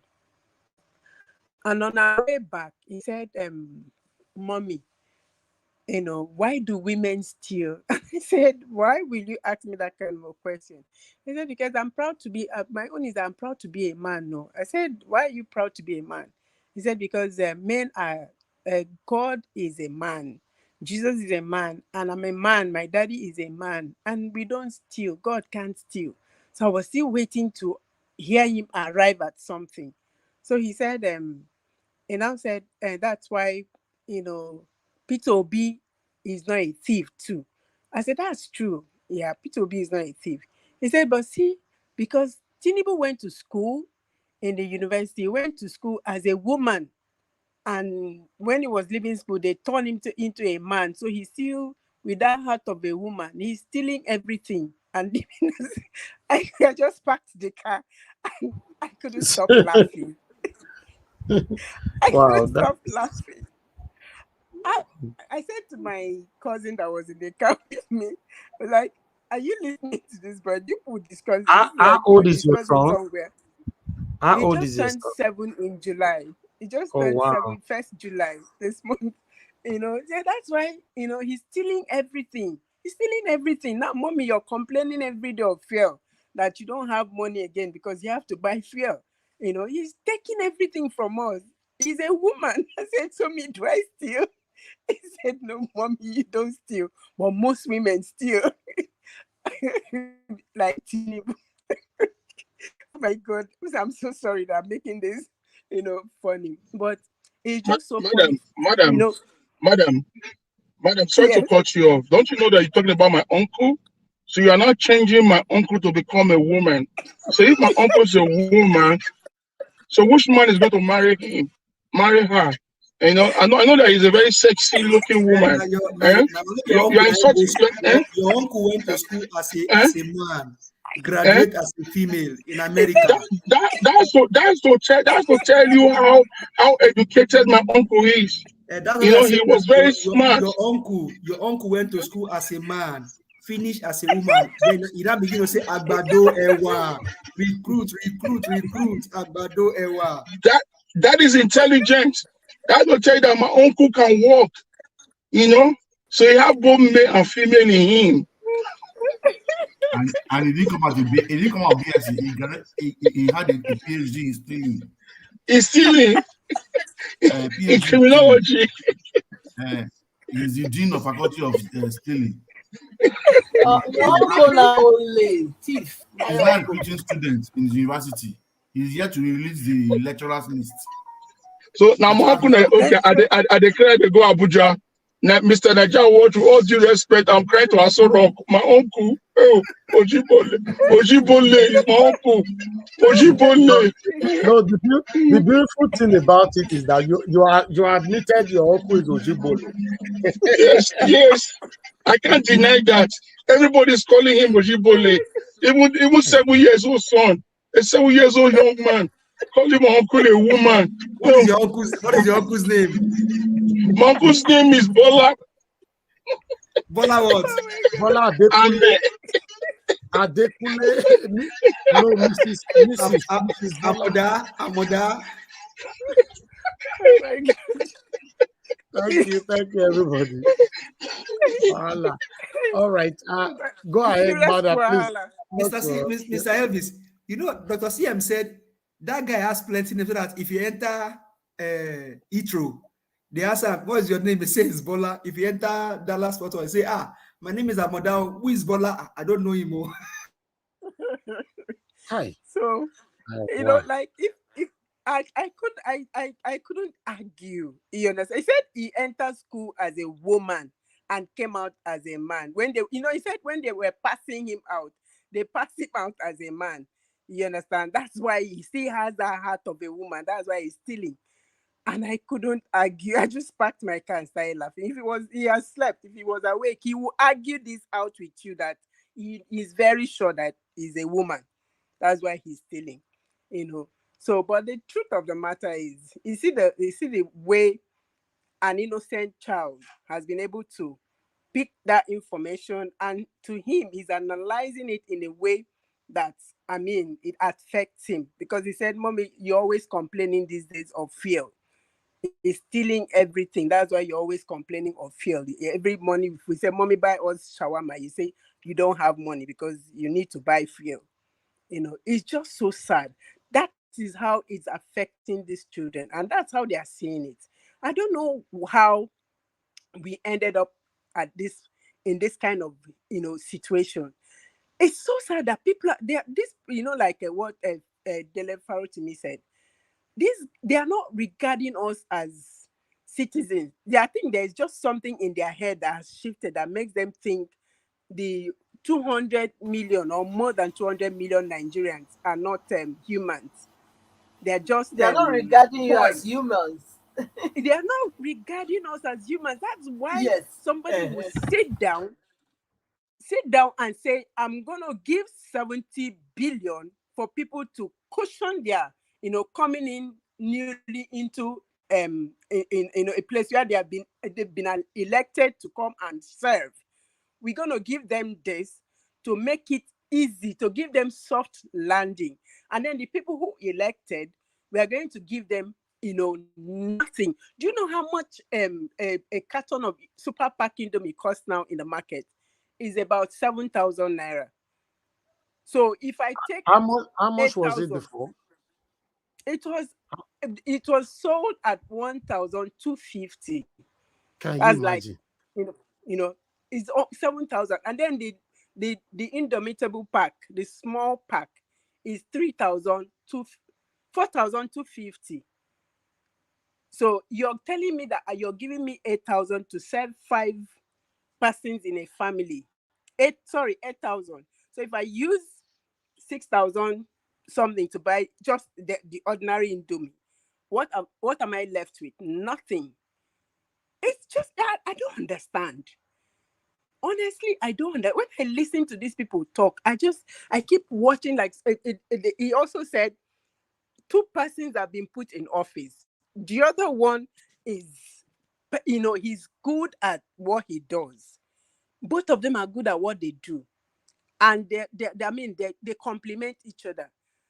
I'm from Akwa Ibom, you understand? We know what Akpabio did in Akwa Ibom, and today he's sitting as Senate president, and nobody is asking questions. We are all, rooting for these people. The problem is that we allowed this to come this far. We never asked questions. We never agitated. We never said no. We never bothered. We will only bother for that other one who is even trying a little bit of, thinking of the citizens as humans. But the one who sees us as nothing, we just shush our mouth. We don't speak because we are too scared to speak. We are too scared. When this palliative thing in 2020 happened, who spoke for the ordinary Nigerians? Nobody. We're all watching it play out. My friend told me that she saw Indomie palliative sold in London, in shops in London. How did it get there? Who took it there? And how come it left this country to that place? Because somebody in government made it possible for it to get there. She said she saw it and she bought it. She bought it as an evidence. So it's just like everybody is talking. Give us a man that said something. He mentioned sorry, excuse me. He mentioned Reverend Luther King, what he did to stamp his name on the sand of history. He mentioned this man in South Africa. Sorry, it's just so sorry. And then our president, Peter Obi, has come and his name is going to be stamped. But the next set of people that needs their name is important. It's very, very, very important. Very, very important for them to make sure that their names are stamped on the sand of history in this country. Because what they do now is going to either make or mar Nigeria forever. It's not them doing the right thing that will cause anarchy and chaos in this country. It's them choosing to do the wrong thing because it's very, very, very obvious. They can see it. Did this people come with any form of defense? No. INEC equally came with nothing. For them to say they could, I mean, their summation, what they submitted is, as far as I'm concerned, is like a child playing with another child.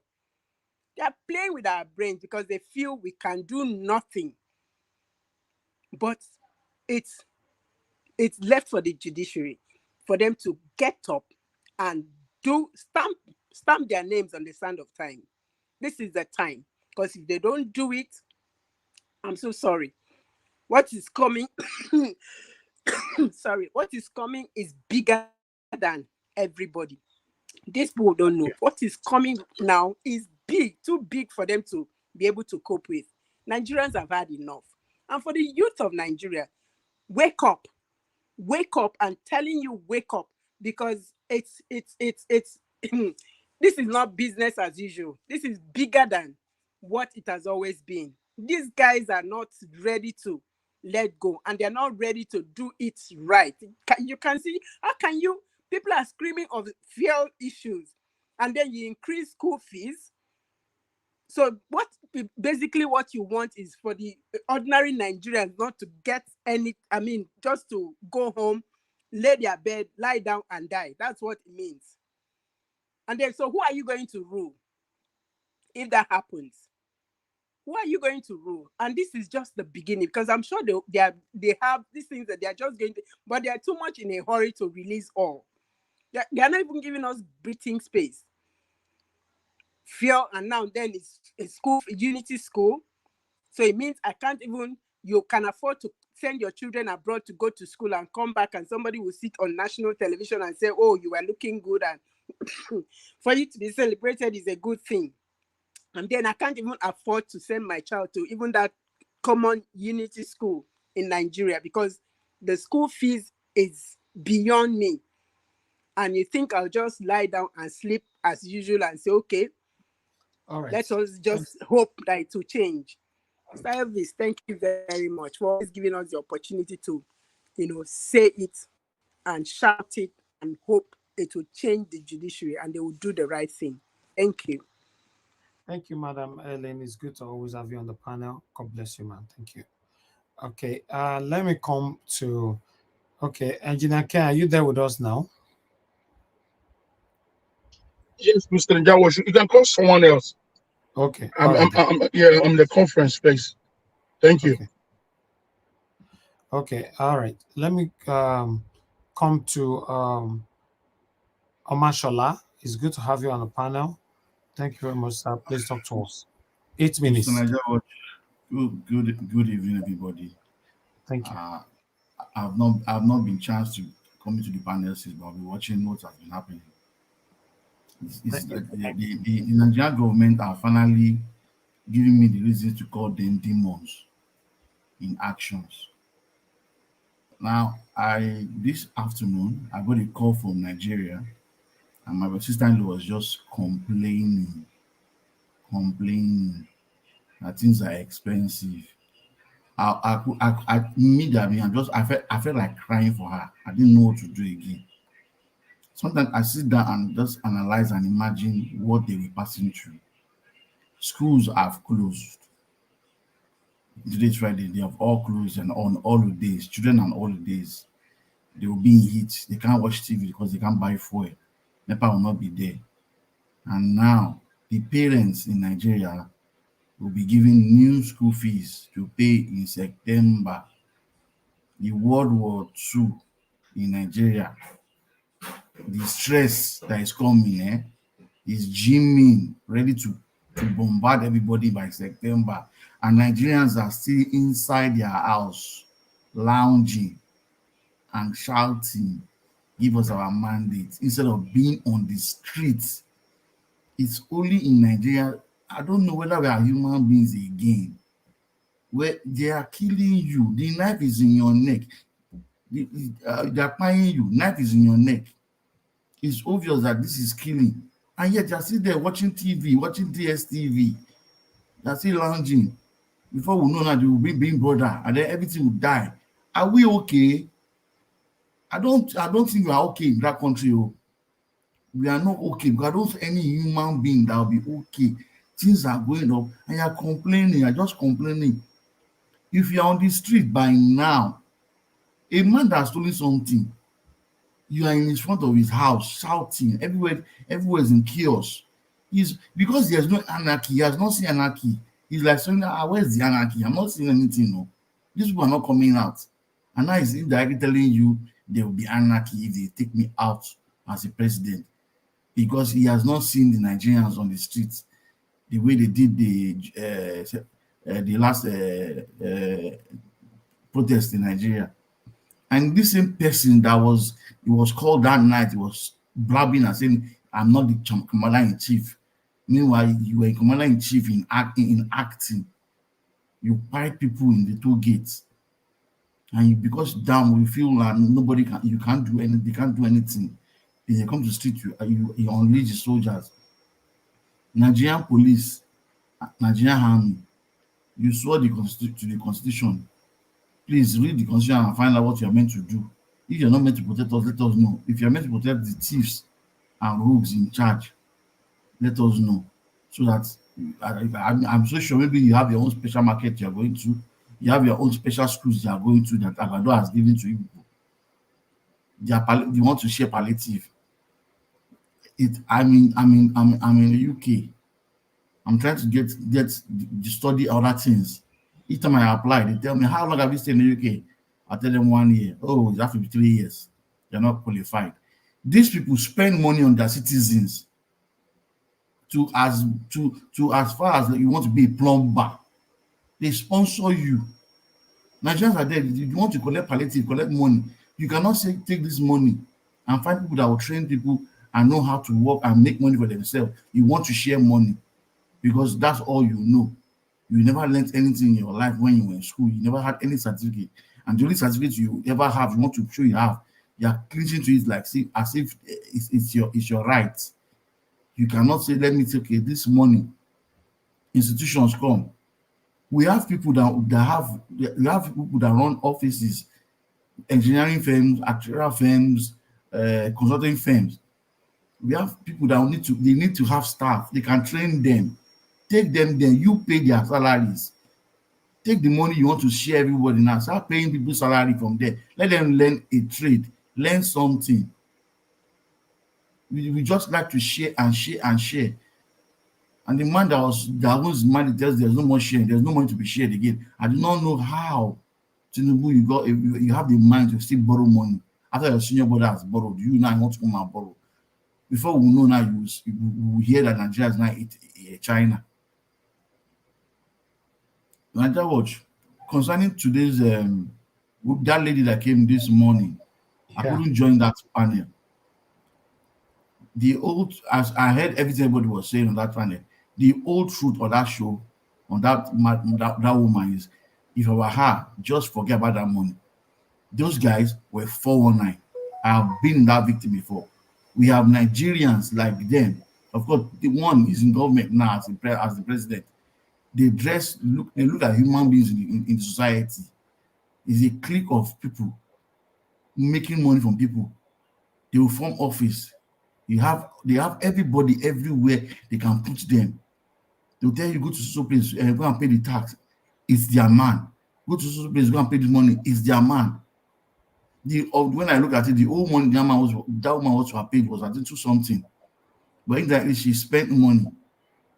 I know a time when somebody came to me, they called me on the phone, come and take contract. I was so excited. They told me I paid this, I paid everything. They were talking to me from Warri. The day for inspection, they said they're coming to look at my office. They are speaking to somebody in Warri, and then the next thing, this morning is the day you're coming to do my inspection. I'm waiting for you. You are not telling me that I thought the office is in Abuja. How? That's what they did to her by giving her a fake appointment. So the country is full of elderly people that didn't go to school. It was scam. And their senior brother is in government now. I don't think you understand why Nigerians are still inside their house. By next week, one will expect that people will just be on the street. The judges don't know what to do again. The ones that have conscience are resigning.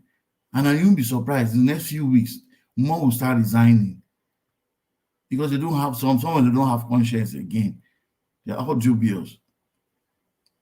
I'm sorry to say, those days going to school, I knew many of the people that started this 419 were lawyers because there was nothing like having internet to type email for anybody. You have to post it. Majority of them that started 419 are lawyers. And then they said lawyers are liars. I'm not surprised. So judiciary, you better change the way you guys are doing things and give Nigeria the mandate. It's not hard. It's not hard because to me it's wickedness. People are suffering. By January, people will pay house rent. How will they survive? Landlords are increasing. I could imagine how much is bag of cement now. Not talk of other things. Nigeria Watch, I hit at this point. It's terrible, my brother. Oh, I don't know it's very annoying. I don't know why they're still inside your house. Nigerians, why are you still inside your? I beg, man, not even speak English. Now, what do you have for come? What they okay? Eh? I not to survive the matter. Now get money on the thief money. I mean, I get when I did the fish for money. Now day house. I know with day house. People they slow down. Now just there. They look there. All right. Thank you, sir. Thank you. All right. Let me give Mr. Alex. Thank you very much for joining us. Good evening to you. Please talk to us. Okay, Mr. Alex, you are not there. Can you hear me? How will I not be there? How? When? Where? Who? How? Where were we when it happened? Yesterday you said something. The person who sit down near me, he just a roll for ground. I said something. Yes, I said something like, I don't know what I said. You can't tell me, say, you said something like, oh, local, whatever. Then I said, Nigeria Watch, what does that mean? You said, make me see, go look for dictionary. The person started to laugh. He said, today, you go find out for dictionary. Alex, never be short tongue. Cool down. Loco okokobioko. So, Nigeria Watch, you have Nigeria Watch, Lao, where do you get Bewa? Lao. You're the core class now. No. I'm telling you. You know why I come here? Okay, so let me. To Nigeria, when you come inside now, please. Okay, it's my turn. Later you can engage in your media WrestleMania. But now it's my turn. Emilokon. Our local. Our local. I'm telling you, Nigeria Watch local. Okay, guys. Thank you very much. Thank you. I've been boiling. It's been sardonic. It's been a state of comatose. I know me. Yeah, I don't know. We said it during elections, during the campaign. Nigeria Watch and all the panelists, all of you, Irish Finance, Black Panther, give us a mandate. A lot of people that are not even here anymore, like Brother Nice, we all said it. That this guy is not going to be a good leader. Him and his gang of thieves. Jesus had to use Cain to drive away some of these people, money changers. Gamblers, gamble with people's lives. He said, my father's house shall be a house of prayer, not a den of thieves. Aso Rock belongs to God and Nigerians. Nigeria Watch, you and other sister platforms, we all tried our best to try to tell them, these are many people will go to hell because they will ignore the good news, the gospel of our Lord Jesus. They continue to dwell in evil and darkness. We gave them free of charge. Nobody is being paid. Nobody gave Nigeria Watch money. Nobody gave Madam Rita money. Nobody gave me money. We came here sacrificing all our agendas. In the morning when we wake up, we will had our coming here into our daily, daily activities to make sure we come and do out wisdom, knowledge that God has given us. We use all sorts of theories. We sounded the warnings like the tingling cymbals of the ancient Roman, kingdom. We sounded the warning like the, town criers of the ancient Benin Kingdom. We did our best. Now they are seeing it. Where are those who have campaigned for APC? Where are the Obayagbons of this world who came out to, to try to justify Tinubu that he beat Lagos? Where is El-Rufai? Where is Malam El-Rufai today?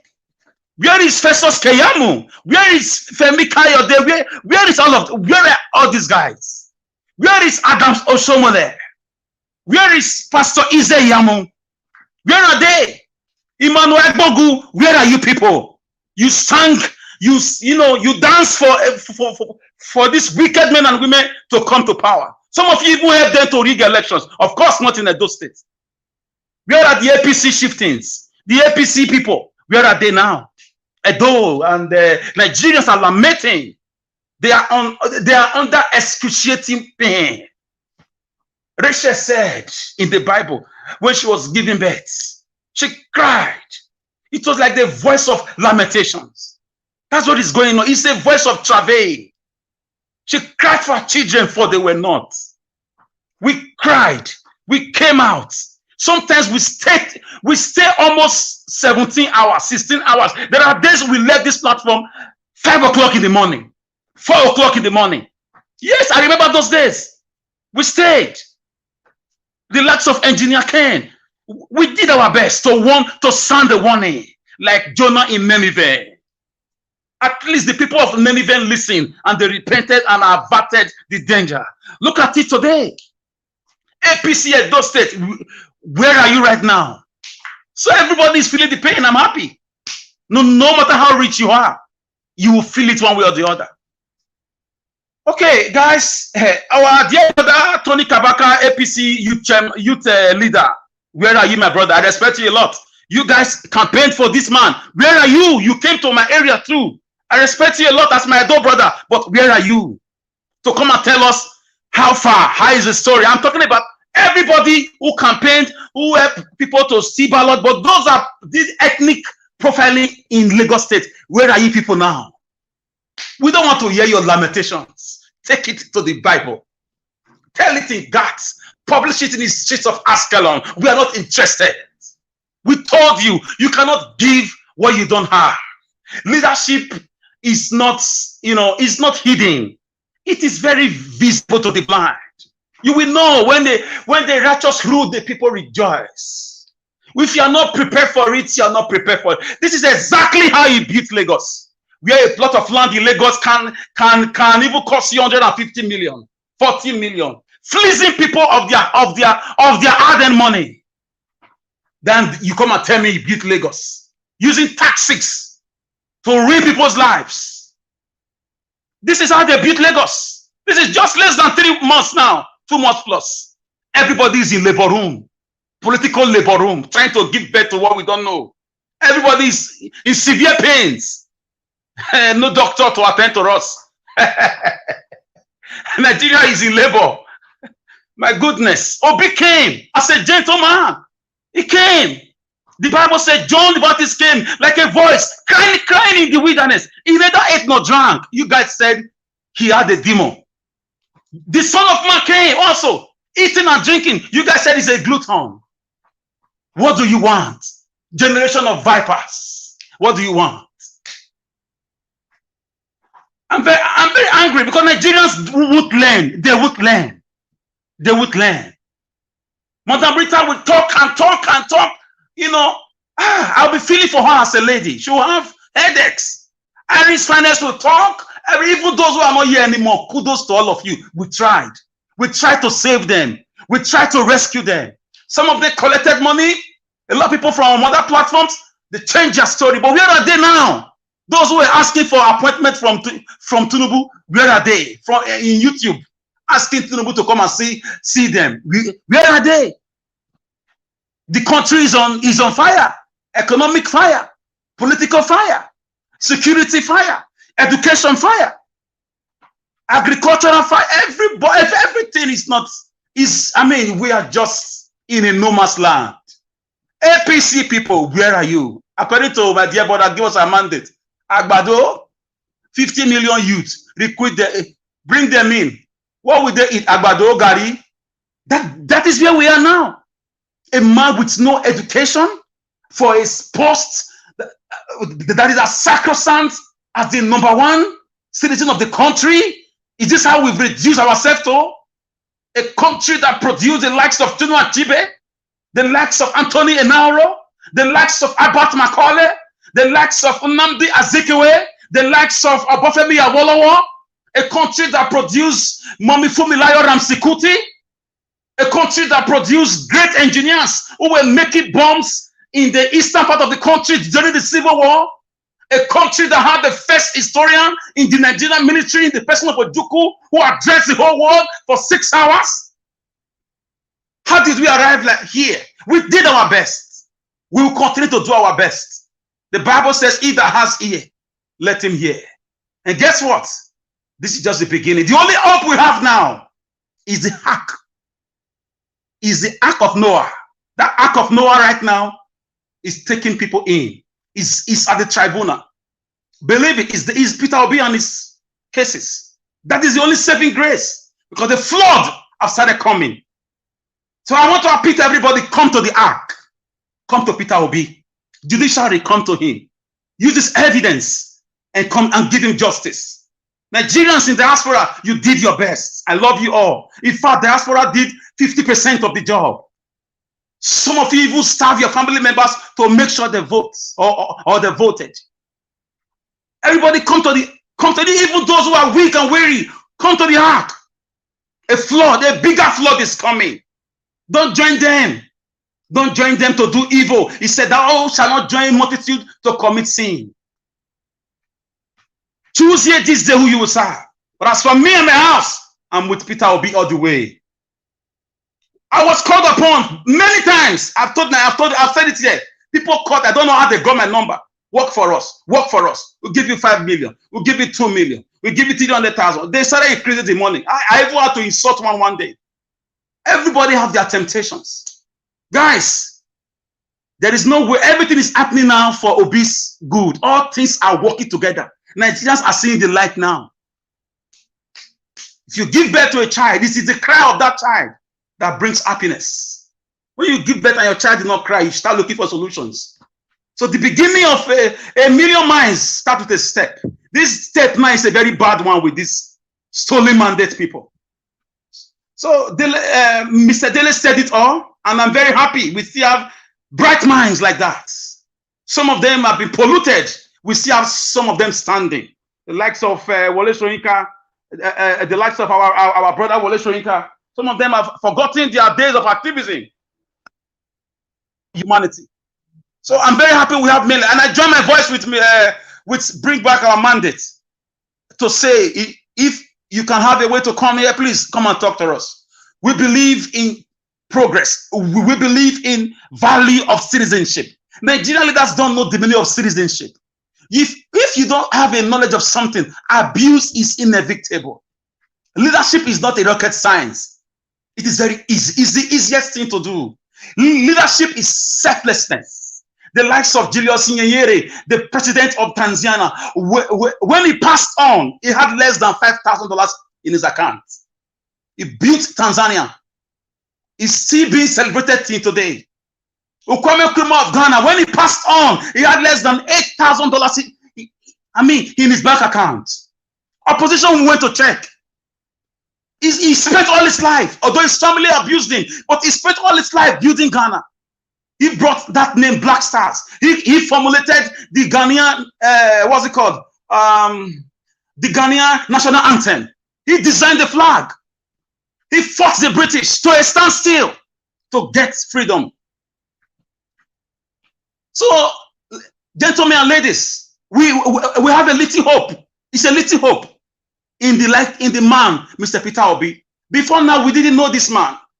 And Nigeria spent time, spent months, spent weeks to try to convince us. But later, it took me months to even. I did my research. As I continued to listen to him, as I went to check his videos, as I went to check, I even bought some old papers. If you apply for some old newspapers, like for your project, some of these media places, they bring it for you. I saw the guy's personality. and I was blown away. I was up till now, I'm still with him. And the way he has carried himself, he's a little ark. That ark that will save Nigerians who will enter that ark. It will save us from the stress. A naira to a dollar under this wicked government in the next 6 months will be pursuing 3,000 naira, if not 5,000. I said this during campaign. I said it, that something will happen if we're not careful. Nigeria will be, Somalia will be paradise. Nigerians, get ready. If Obi did not get his mandate, we have to embrace this man, admire with them, because this is not life anymore. After all, you're still going to buy in any ways. You're still going to buy with the bad road, maybe by accident, or with insecurity, or with bad medical care. You see going to buy or lose your life. So why not come together? Let's see how we can liberate ourselves. We have more than 1 million youth in every state. Some states have 5 million. Some states like Lagos have 10 million youths. We can take our land back if Obi do not get his mandate. God forbid. I like the position of Labour Party that the only way we can avert anarchy is for judiciary to do the right thing. It's for them not to subvert justice. And I stand with them. Labour Party is speaking the language I want to hear. Now they are talking to me. Shame on the National Assembly members generally. I cannot say let me wait for them anymore. The monies have been announced. I would have been hearing either APC, PDP, whatever, AFPP. They would have been rejecting it that we are not part of this. We are not part of this. We are not part of you. You would have been hearing G7, G8 inside the Senate or House of Rep. We are not part of this. But they are quiet now. The money has been announced for so many days now. None of them is saying anything. That's not the duty of a National Assembly. Go to American Congress. Go to British Congress. When the Prime Minister announced some things, the Congress members raise their hands and they bring up their own view about this. Some of them disagree. We all watch them live. But our own, recently, they've become, a graveyard, Senate and Rep members. It's a shame. Some of us did everything for them to make sure they get to where they are. They've betrayed our struggle. As far as I'm concerned, I don't need to wait until 6 months' time when they're already driving the bulletproof cars. No, capital is detrimental on that. It's the beginning that tells the end most times. Obi has started well. Obi and Peter Obi will end well. Labour Party, Obi movement, even those who have given up, our labor will never be in vain. Listen, guys, listen. There is no way you will not buy under this wicked government. So it's better you get ready for the worst. Get ready. Young people, get ready. If they try to do the way they've always done it, know that you're going to suffer more. Either you buy of hunger, you buy of bad road, you buy of bad medicals, you buy of Fulani killer S-men and so on and so forth. So it's better you take your land back. After all, we were never one. The British played this gamble on us, forcefully brought us together in 1914. We all have our different kingdoms. So we should get ready to protect our lands. We still have the boundaries. We still know who we are. We still have our identity, though we just chose to be Nigerians for now. But with the way the country is going, nobody's living. People are just walking corpse. People are just existing. And the governors are, in fact, the governors are the real Gogo Medusa of the ancient Roman kingdom, the real Krakom of the Greek mythology, the real vampires of the Nigerian people. Listen, my state right now, my state government is using 19.6 billion to build a hotel. He calls it Edo State investment. 19.6 billion to build a hotel. I've never heard a government building a hotel. 19.6 billion naira to build a hotel with Randy Blue under a property that is allegedly under court litigations. They now use Edo money or state money for personal businesses, personal vendettas. It's a shame. They think they are suffering us, but we are watching them. If we have state governors who will stand for us, before these men and women in Abuja, things will be different.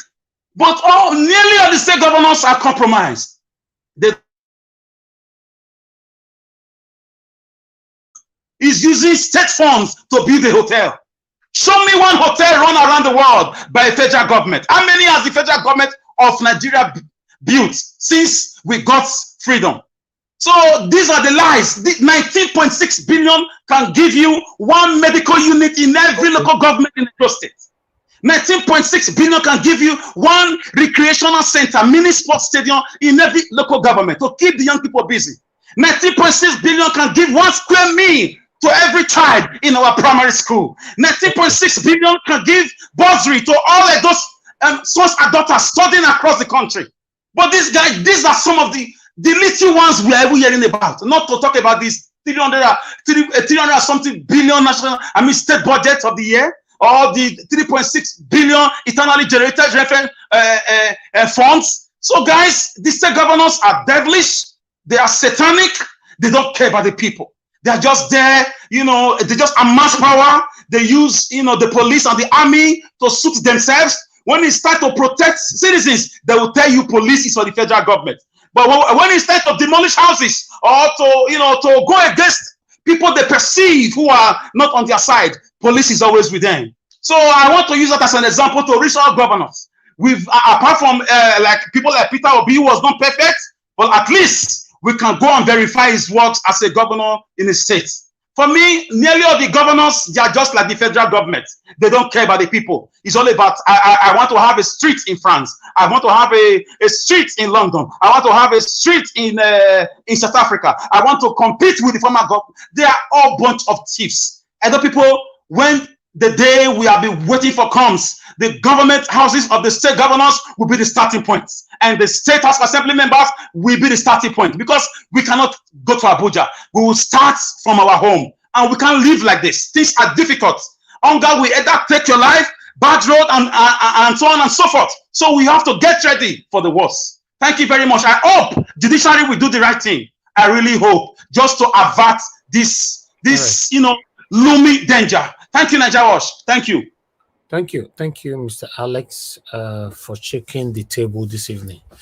You jump from one table to another, you break all the whole table at the same time. All right, thank you. Thank you very Mr. much. Niger, let me add to what he said.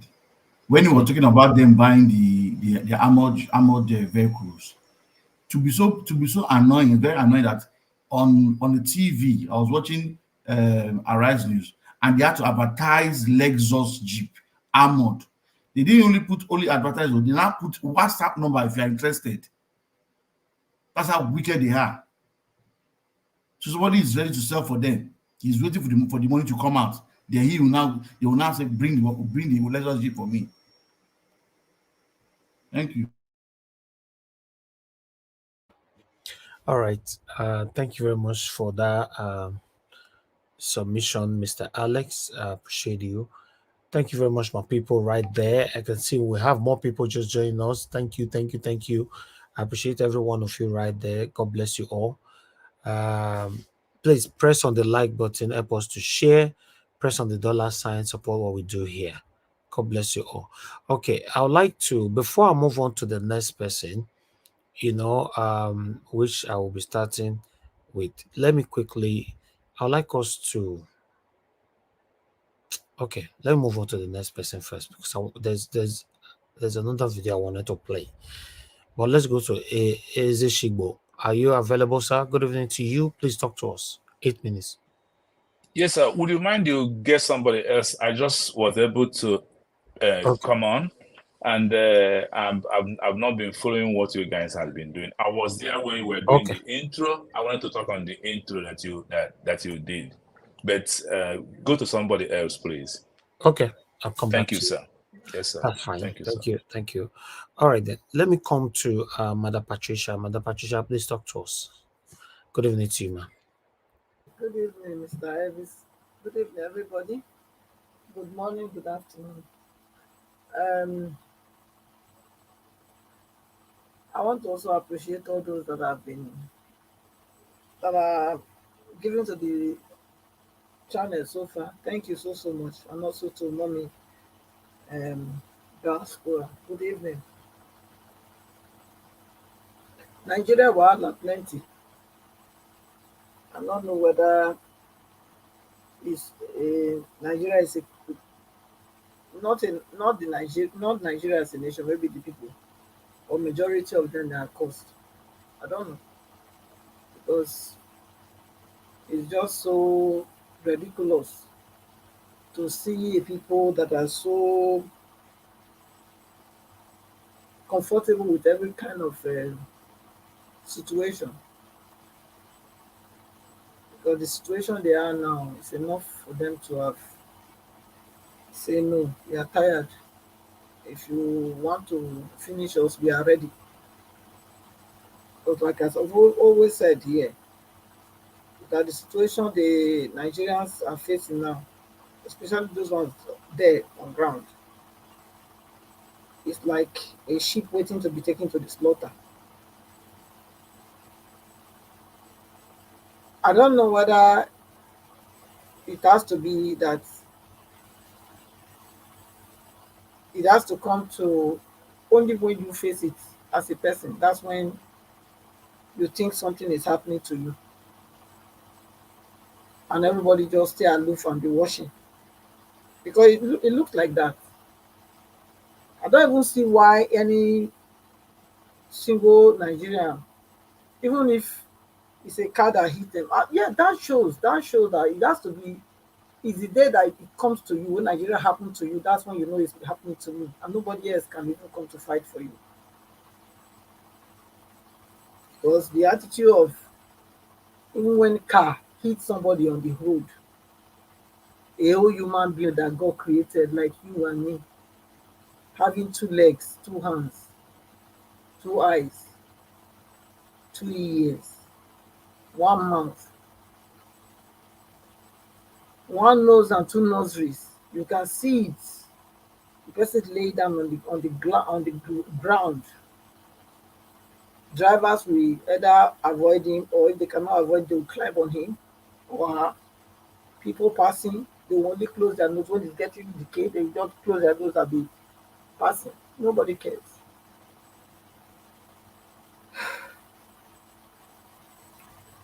That's the attitude I'm seeing here too. Because if not with this attitude, I don't see where Nigerians are going. How come these so-called people, satanic as they can ever be,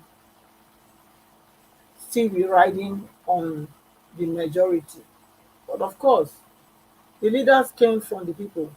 All right, Madam Rita. Thank you. The leaders came from the people. They are a reflection of the people. The leaders don't come from outside. They are first Nigerians before they become a leader.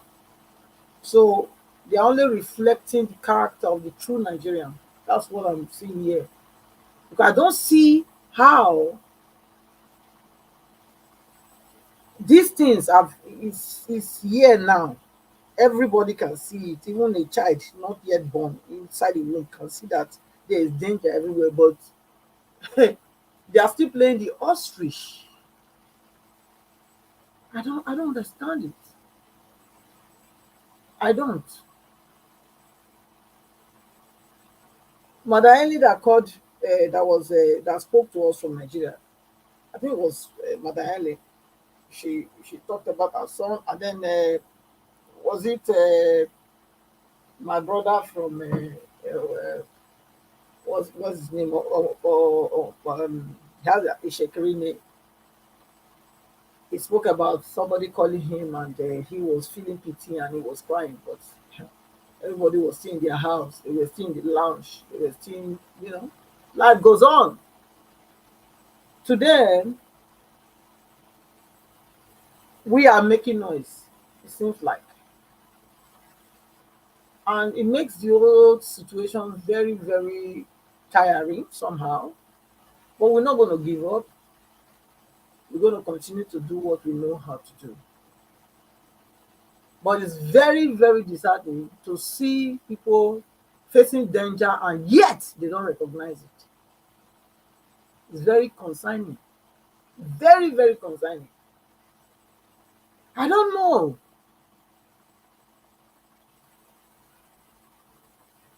What they should do. In fact, yeah, I think I know now, because they don't really see it when it's happening to somebody else, and even when they are feeling it a little bit, they think it's going to be a walkover, So for that, they somehow hope, and say, okay, it will soon be over.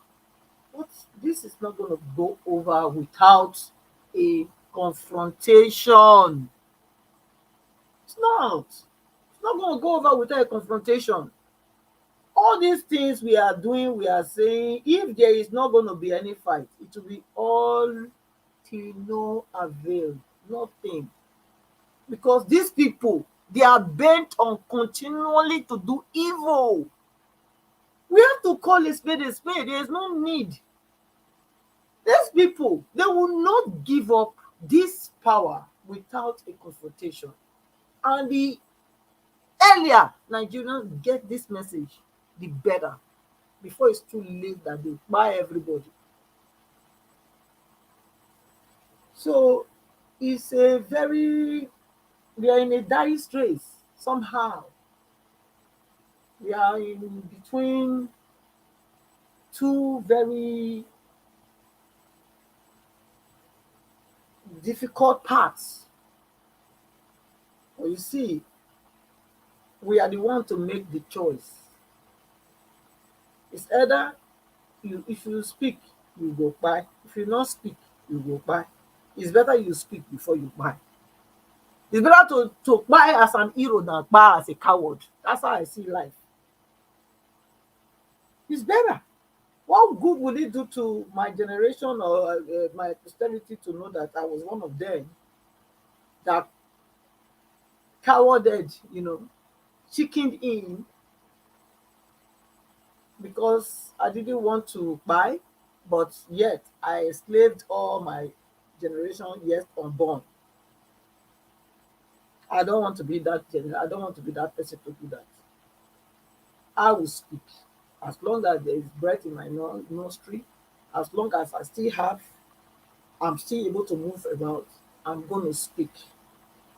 Listen, Tinubu, I'm not afraid of you. I'm not afraid of any of you. You people have tormented us, tormented me, tormented my generation.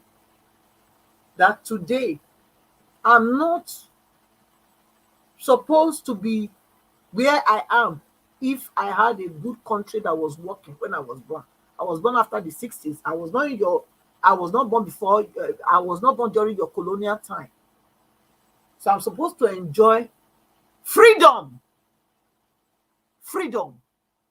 But because of you guys, I didn't know what was freedom. I didn't know what was freedom. The freedom we got, yes, we got some freedom. We had some free education, but yet again, it wasn't full. If you want to compare it to our contemporaries, it's not the same. But it's still far, far better than what it is today. You guys have been on this trip for too long, these wicked plans for too long, this wicked trajectory for too long, that you think now that it's a normal thing. I want to tell you, it's not a normal thing. And it's high time that you guys stop this nonsense, that you are playing with people's destiny. You are not God. You are not God, and you will never be God. So stop this nonsense that you guys are doing. You can't continue to go on the way you've been doing. Say you build Lagos, you didn't build. Look at the Lagos you say you will build. Even we say, let me even say I want to give you the credit. Is that really a town, or in this 21st century, or what does it look like? Aren't you ashamed of yourself? The place you run to, the France you went to stay for how many weeks before you came back, was it looking like Lagos in any shape or form? Was it? All right. Please, okay. Mr. Elvis, let me use. Okay. Thank you, man. Thank you very much for your submission. You see, this is the problem we have right now. He did not mention other states. He did not even remember that other. Let me move on. Thank you very much, my people. I think we should stand around 2 right now. Let me go to I'd like to start with Black Panther this time. Black Panther, is good to have you on the show. Please talk to us, sir. You have 8 minutes. Mr. Najao, thank you very much. Thank you for giving me the opportunity. May God continue to bless you and expand your coast. And I want to thank every other person that have been here, that have been outspoken, the person of Mr. Alex, and other ladies that are on the panel today. Madam I want to thank Madam Helen. I want to thank you very much, despite your calmness. And I want to say that you should boost your morale more, because revolution continues. No matter how it comes, you think those people out there are docile, they are not docile. It takes one man to create a moment, and it takes one man to quench that moment. And what I'm trying to say is that when the Arab Spring started, it took one man that made a sacrifice, the ultimate sacrifice, and the Arab Spring started. And that's what makes Egypt what it is today, and other Arab nations. I want to start by on that man that just spoke. You see, we are beginning to see the picture, and we have already spoken this thing several times.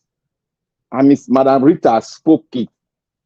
And I told her there will be a time for us to speak this more, so that it will now sink, to now flow with the people out there. You see, this is what we have been saying. See this tribal problem. You see this tribal problem, which is supposed to be a plus to our existence, to our cohesion as a nation, but it has now become negative. And in the negativity, we have been flowing in the negativity for more than 60 years. And nobody deemed it responsible to really sit down and let us look into this. Because in everything in life, it depends on you what you want to pick out of that thing. Do you want to pick the negativity out and drive home the negativity, or you want to take the positivity to your own advantage? That is why I always say, I said, there is beauty in our diversity, but the beauty we are yet to discover. Because when this man was talking, he said, I'm an aviation consultant. This man is ordinary a ticket. They sell ticket for airport. He has the company that sells ticket. And you know how Nigeria is. Anybody that just dabble into one profession, or maybe he just fall there and he's just a retailer, he will tell you he's an expert in this. I'm very sure this man, he sells tickets. That is what makes him, quote and unquote, aviation expert. And now he wants to be a member of the cabinet or a board chairman. Let me tell everyone. You see that board chairman that they all ran and tried to state, that board chairman is an avenue, or being a board member is an avenue to stifle money. As Ms. Madarita will always say, that is one of the SB, whatever, SVP, that they use in siphoning money. I will tell you one thing. What happened to one of the ministers? I won't mention the name. You guys know. When he was the board chairman of the MPA, billions of naira was stolen in dollars. The Nigeria Port Authority, billions were stolen. What happened to him? He went to jail. That was the first time they would jail a serving member of a political party right into jail. And this is a very important person. Everybody were shocked because this person came from the western part of the country. You see, that is what they use those boards for. Those boards are meant to empower the ones that have worked, so that those ones can come up either as a local government chairman, or as a commissioner, or as a senator or House of Reps, so that they will steal more money, because none of us among here even remember what is what's a board member? Who is a board member? How does it affect our coexistence as a nation? How does it affect an ordinary Nigeria on the street? We don't know because they don't want us to know. But that is one of their avenues to steal money. And I want to say here now is that we should, this trajectory, the way they are going, it will never work until Peter Obi will come in and bulldoze every one of them. They are like ants that refuse to go because the sugar is on the table. They refuse to. But when you bring an insecticide and spray it, they will all do what they will all buy. That is what Peter Obi is. He should just come in, spray the insecticide, all of them just go into oblivion, and they will know, we will see them no more. Because these people don't mean well for the nation. He's not even thinking about what is going to go out there to even do for the nation, but he's thinking about his own self-advertisement just to do things, just put me in one board. You remember when the Minister of Education said this? He said, Buhari put me as Minister of Education. I don't know anything about that. That is the way Nigeria has been run. That is why we have so many dysfunctional people, mentally deranged, that need to go for psychological evaluation. Now, I want to come into one thing that most people, and I kept on saying this issue, that Nigeria don't need to take away oil subsidy. What it needs to do is to reevaluate how we subsidize our gas, oil and gas industry, to reevaluate it, to make it in another dimension whereby hands, to break all the loopholes, to lock them down. That is the way to go about it. Because there is nothing wrong in subsidizing gas. For you to grow a developing economy, for you to even sustain a developed economy, you need to subsidize what drives the economy, what make it profitable for you and I, to the common citizen. You need to do it. I was saying something about subsidy. People were saying, oh, they need to. Do you know that we are subsidizing this politician for more than 60 years? None of you have ever even thought about it. The money you use to subsidize this politician for more than 60 years is more than what we build 10 times Nigeria as a nation. And you have been doing that. Nobody is thinking about that. Do you know that the money the government spends in our budget for we to subsidize this so-called dirty politician is almost 75%? And just I don't have the right figure. Just I'm pegging it at 75%. You use in subsidizing this government. And now what is going to affect, what is going to bring in investors, what is going to balance your account and make more people have the buying bargain to run the economy well? You are taking the engine oil from the country out, and you're leaving them to crack and to knock the engine while on motion. Look at Britain now.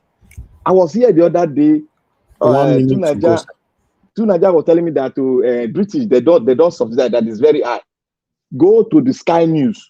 Britain has just increased their subsidy on oil and gas by 13.6 billion euro or pounds. Sorry, it's right there on the media. He was telling me that I was so mad when I went and started going deep. So we should have this. No, this thing that they are doing is a Western mentality that they want to impoverish the African nation so that we remain underdeveloped. They'll continue to feed us and give us grain forever. That is it.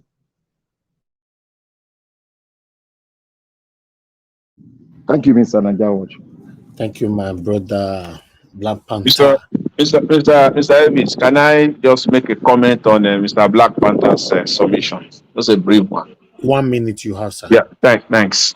You see, that man that you mentioned that was even, penalized or prosecuted for corruption, that is Bode George of PDP. And even that was purely political vendetta. In this Fourth Republic, no politician that has milked or stolen Nigeria dry has been properly prosecuted or sentenced or punished. None. Zero. Nada. That Bode George, the former MD of Nigerian Port Authority, it was just political vendetta. And how long was he sentenced for? And how long did he stay in prison? Less than 10 months. He was released again. So it's just game. That is, thanks. Thank you, Mr. Jonathan. God bless you, sir. All right. Let me go to Moderator. Moderator, it's good to have you on the panel. Good evening to you, man. Talk to us. Yeah, good evening. Thank you, sir. In respect to, first of all, good evening, Mr. Elvis, everybody in the panel, Mommy Diaspora, Madam Patricia, everyone, Irene Finest. I'm sorry for my manners. Good evening. A continuation of what the gentleman that just spoke said. I remember when Bode George was released. I remember I was watching it on TV. He actually did Thanksgiving in church. I remember very well. There was a Thanksgiving when he came out of jail. I was just like, oh my God, what a country. I'm sorry I have not been around. I think the last time I was actually listening attentively in Nigeria with Mr. Elvis was when Dele Farotimi was speaking. And then I came back and I think you were just playing this this video of this Mr. What's his name? Mr. Fulani, Dele Fulani. Fulani. Yeah, I don't know where you want me to speak from, but yeah, you can talk on both of them. That's fine. But you have 8 minutes to do that. Oh my goodness, 8 minutes Nigeria watch. Okay, I will try. No, the people where they come late now, normally now 1 minute or 2 minutes would they give them. I know. Anyway, thank you.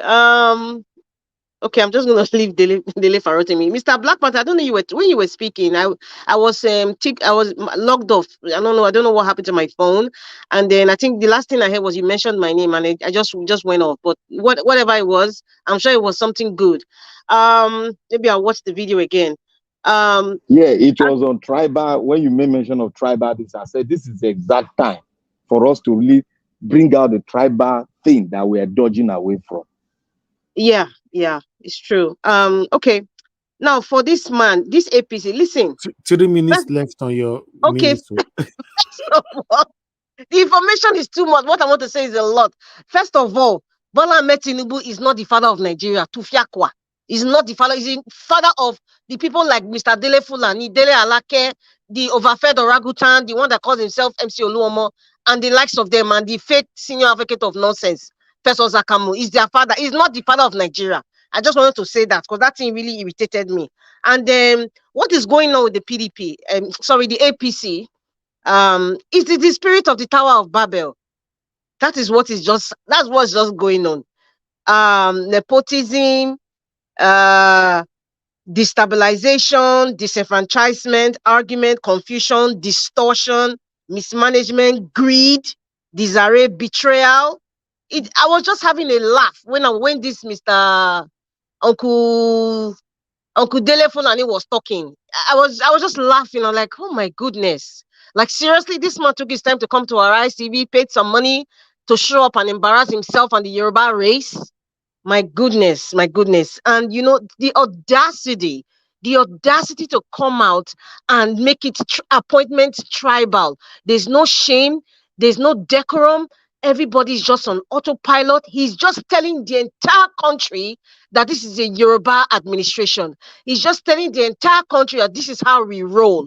He's just telling the entire country like, yes, I am going to embarrass the entire Yoruba race. That's exactly what happened. I'm ashamed for him. I am ashamed for him. And this is what happens when you force something down someone's throat. When you are forcing something in a child's throat, and the child doesn't want it, the child will vomit it out. They must vomit all the evil that they did to Nigerians. They must vomit all the evil they did February 25th. They must vomit it. There's no peace for the wicked. This is what is happening. There can never be peace until they give Nigerians our mandate, and that is Peter the Rock Obi, period, with Ahmedati as our vice president. There shall not be peace. That is what it. There's no peace right now, and they will not have peace. The spirit of the Tower of Babel is what has befallen APC. It is spreading and spreading and spreading, and it will continue to spread until let my people go. If they want to have the heart of Pharaoh, good luck to them. But they must give us our mandate, else there's no peace. This is what is happening. There's no peace everywhere. There's no peace everywhere. Mr. Delefun and your Oga coordinator support group, enter house. You look confused. Just enter house. Just enter house. You know, we should be happy that the Almighty God, the Almighty, omnipresent, omnipotent, Almighty, creator of heaven and earth, he is showing Nigerians how distorted and confused these people in the corridors of power are. God is just revealing things to us. And they will continue to fight. They will continue to get exposed. They will continue to dance naked in the market square. And we will watch and we will get our victory. That is all. When you have put a man who is not educated, who has paid his way to lie about his name, his lineage, you know, his nationality, his age, if he has any education, yeah, all these. Listen, there are many politicians like this. They even support their children. They paid their way to get to where they are. So they think it's a continuum. It's something that they will do and they will succeed. And that's why Agbado was so confident that he was going to get away with what he's doing. And that is why the inept Yakubu was so confident, but they forgot that this is a different generation. They forgot that this is the internet age, and they forgot that Peter Obi is not an ordinary Nigerian. He's not an ordinary politician. Even the so-called Festus Akamu that used to back like a toothless bulldog that he is, and the FFK, where are they now? They should be shouting. Where are they now? They know where to be found. Where are they? Everybody has gone AWOL. They suddenly got deaf. They suddenly got blind. Everywhere is quiet. There shall be no peace for the wicked. There shall be no peace for the... And listen, for this man to even stand and even speaking, I was just watching, and I think Rufai was trying to be... I don't want to say disingenuous. I think he was just trying to sit on the fence there, but I can feel it that Rufai was like, my goodness. He didn't want to pose that question. I haven't watched the entire video, but you'll have asked him, you keep talking about the Southwest. Had it ever occurred to you that Nigeria has north, south, east, and west? Did it ever occur to you? And you are saying you are the coordinator, Mr. Dele Fulani, or whatever it is you call yourself. Did it ever occur to you that Nigeria is not just made up of Yoruba people? Did it ever occur to you that Nigeria is made up of, according to Professor Otite, thank God for Chief Michael Zekeme that has taught us. Professor Otite went to Nigeria and he had over 300 ethnic groups, indigenous people. Did it ever occur to him? So when you come on social media, on national TV, mainstream media, and you're saying these things, I'm just putting our hands looking at like seriously, has it come to this? The audacity to come out and talk about Yoruba, Southwest. Can't somebody drag down, pull that man's ear and say, sit down there and be quiet? You're embarrassing us as Yoruba people. This is what it is, Nigerians. This is what it is. This is exactly what you guys were clamoring for. This is what it is. Now we went through 8 years of Fulanization administration. Now they have forced us to swallow Lagosized, Yorubalized administration. They are forcing us now. But in the process of forcing us, they're disgracing themselves. That is the spirit of Peter Obi. Whatever spirit that is guiding that man is what is causing this confusion. And the spirit of the Tower of Babel will continue to befall APC. This is just the beginning. All of them will fight each other. They will expose each other. Judiciary. We don't want you now. You don't want the spirit of the Tower of Babel to fall upon you people. Oh. So you better do well and just give Peter Obi his stolen mandate. It was stolen from him. You cannot steal and get away with it. You must be exposed and you must give us back our property. You must give us back our votes. Judiciary. Shall you see what is happening with APC? Hey, let not one small lawyer now in your secretary in your office, Chief Justice Ariola and the rest. It is a very tiny ant. Very, very tiny ant that will disgrace you. We have seen so many stories where so-called great men thought that they were untouchable. They thought that they were not transient. It was one tiny servant or one small woman, you know, that is not even known in society that dropped them down like it's hot. So all of you, it is one small tiny person that will drop APC down. It is one small tiny person that will disgrace Bola Ahmed Tinubu and all his cohorts and supporters club. It is just one tiny person. It might not be a known person. That is how this world has been operating. It's always Gaddafi. You see what before Gaddafi? It was just one young boy. This is one of the greatest rulers the world has ever seen. It was one young tiny boy, young chap that used his iron to pull him down. Very, very young boy that is old enough to be his son. So this is what happened to people who think that they are above the law, they are above people. They think that they are high and mighty, not knowing that they're just blood, water, and skin. That's all. Blood, water, and skin. So judiciary, shown at the year now. Let me speak pidgin. Justice Ariola, all of them in a Supreme Court judge. I know this case is going to Supreme Court, so that's why I'm focusing there. Shown at the year, so if people don't take time and do the right thing, the spirit of the Tower of Babel is very dangerous. So the confusion is not just going to just be your profession, it will extend to your families. That is the truth. So you people should do right. Do right. It is not for me or for Peter Obi. Do right for the entire Nigerians. At least do right for your unborn children, so that your name will be written in gold and say, these were the justices that stood up against a tyrant and saved the day. These are the justices that stood up against all odds, against all doubts from Nigerians, against all insults, against all things that were not good that people thought they were. Let it be written that they stood the test of time, and then they showed us that the judiciary is independent and the judiciary does right.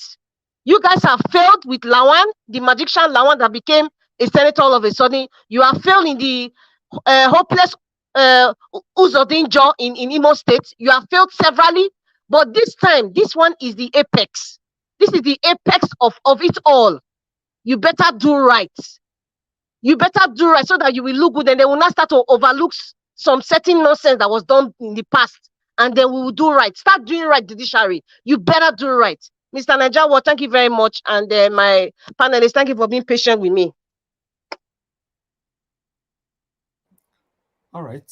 Thank you, Madam Rita. Thanks for your submission. You know, I appreciate Thank you, everybody. I appreciate every one of you right there. Press on the like button. The situation here in this country is terrible. It's terrible. I'll run live for now. Just now, but I'm not worried. Everybody, nothing is working. Nothing is working. I don't talk and say your ticket this time by. You know, you tell us so. Open secret. Black Panther. Black said the tea don't the hot small. Right. No more. 5 million is too hard though. My brother, you can't understand this country.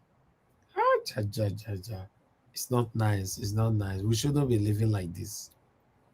We shouldn't be living like this. You know, people are suffering, man. So people, they wake up now, no hope to eat. No hope. It's terrible. When I hear when this woman was talking earlier on, Madam Helen, you know, she was talking from here, from Nigeria. Anyway, fingers crossed the judiciary will do the right thing. Let me quickly go to Engineer Francis. Thank you very much, sir, for joining us. Good evening to you. I would like you to talk to us in 8 minutes, sir. Good evening and good evening and good evening, my fellow Nigerians. No longer my countrymen, but my fellow Nigerians. As a matter of fact, a very big problem Tinubu is doing is he's starting on the wrong foot, which I'm not bothered, because when the court is done, the person that has a good idea of what he wanted to do will be in there.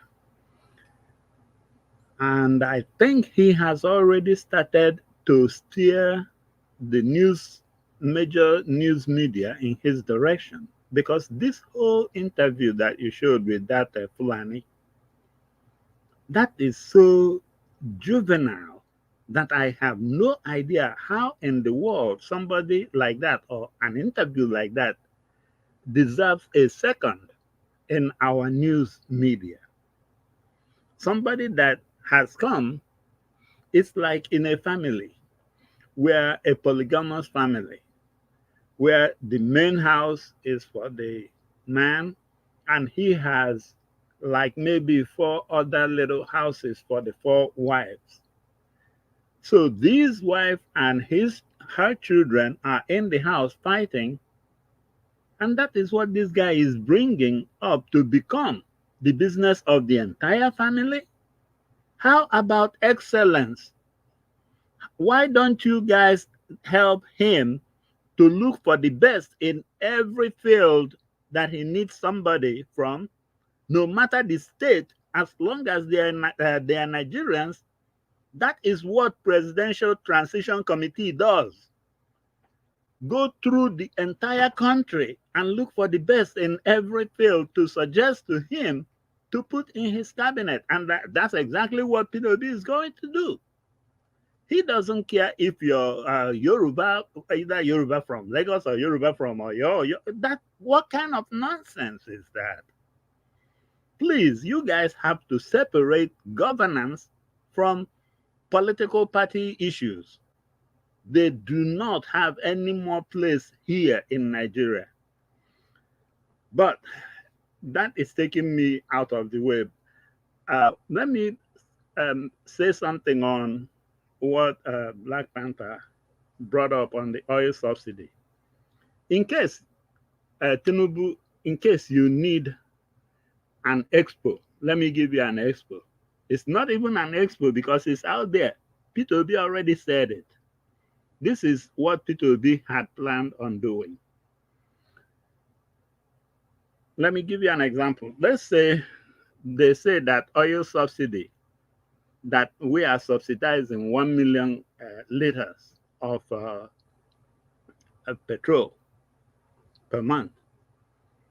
Peter Obi's investigation shows that Nigeria is consuming only 500,000, not 1 million. The other 500,000 is attached by those people, those officers and the NNPC and everything to make it look like it's 1 million. So when the government dishes out the money, they will take the balance and put in their pocket.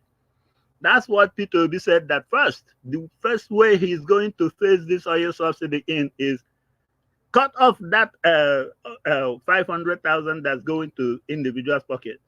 When you hear Peter Obi say that he will give them water to drink, not oil. Remember when he will say that we consume this, that where are the rest? That he will give them water to drink, not our oil. That's what he's referring to. But you cannot do that, Mr. Tinubu, because you are corrupt. Everything about you is corrupt. Peter Obi is talking from the position of a clean man. If you can do what a clean man can do, you can do it too. But you can't, because you're so corrupt, you just crashed the whole country. Instead of just cutting off that half, Peter Obi was going to phase it in. That fraudulent half, he will cut it off, and that will now balance our consumption. But let me get out of that area, and let me get to the court. Please, I read the Olanipekun submission, especially on the 25% in Abuja. And I've now read, I've perused because I'm still going to sit down and assimilate it very well, Peter Obi's response. Now, I'm going to talk to you, Mr. CJN, and all the other justices. Listen to this. Olanipekun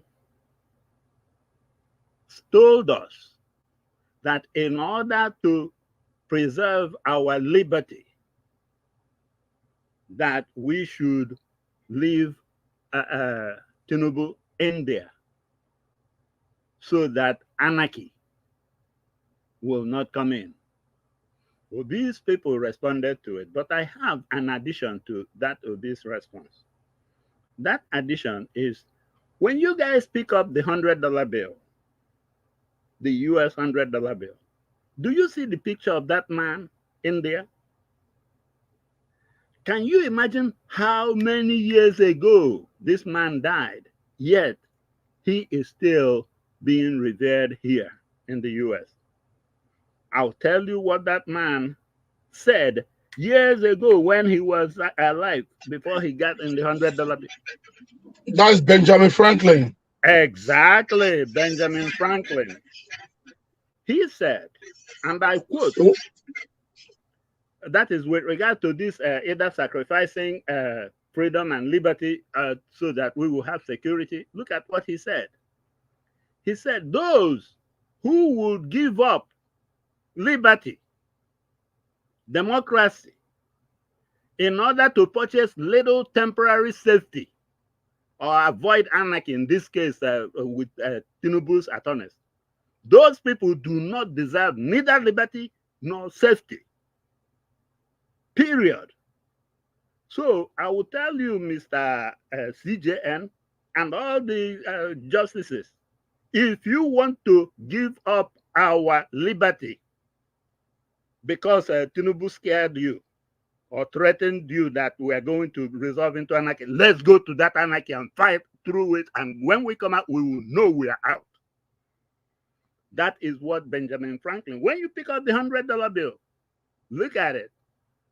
That will give you an idea of what made America so proud of him that years after he's dead, he is still there.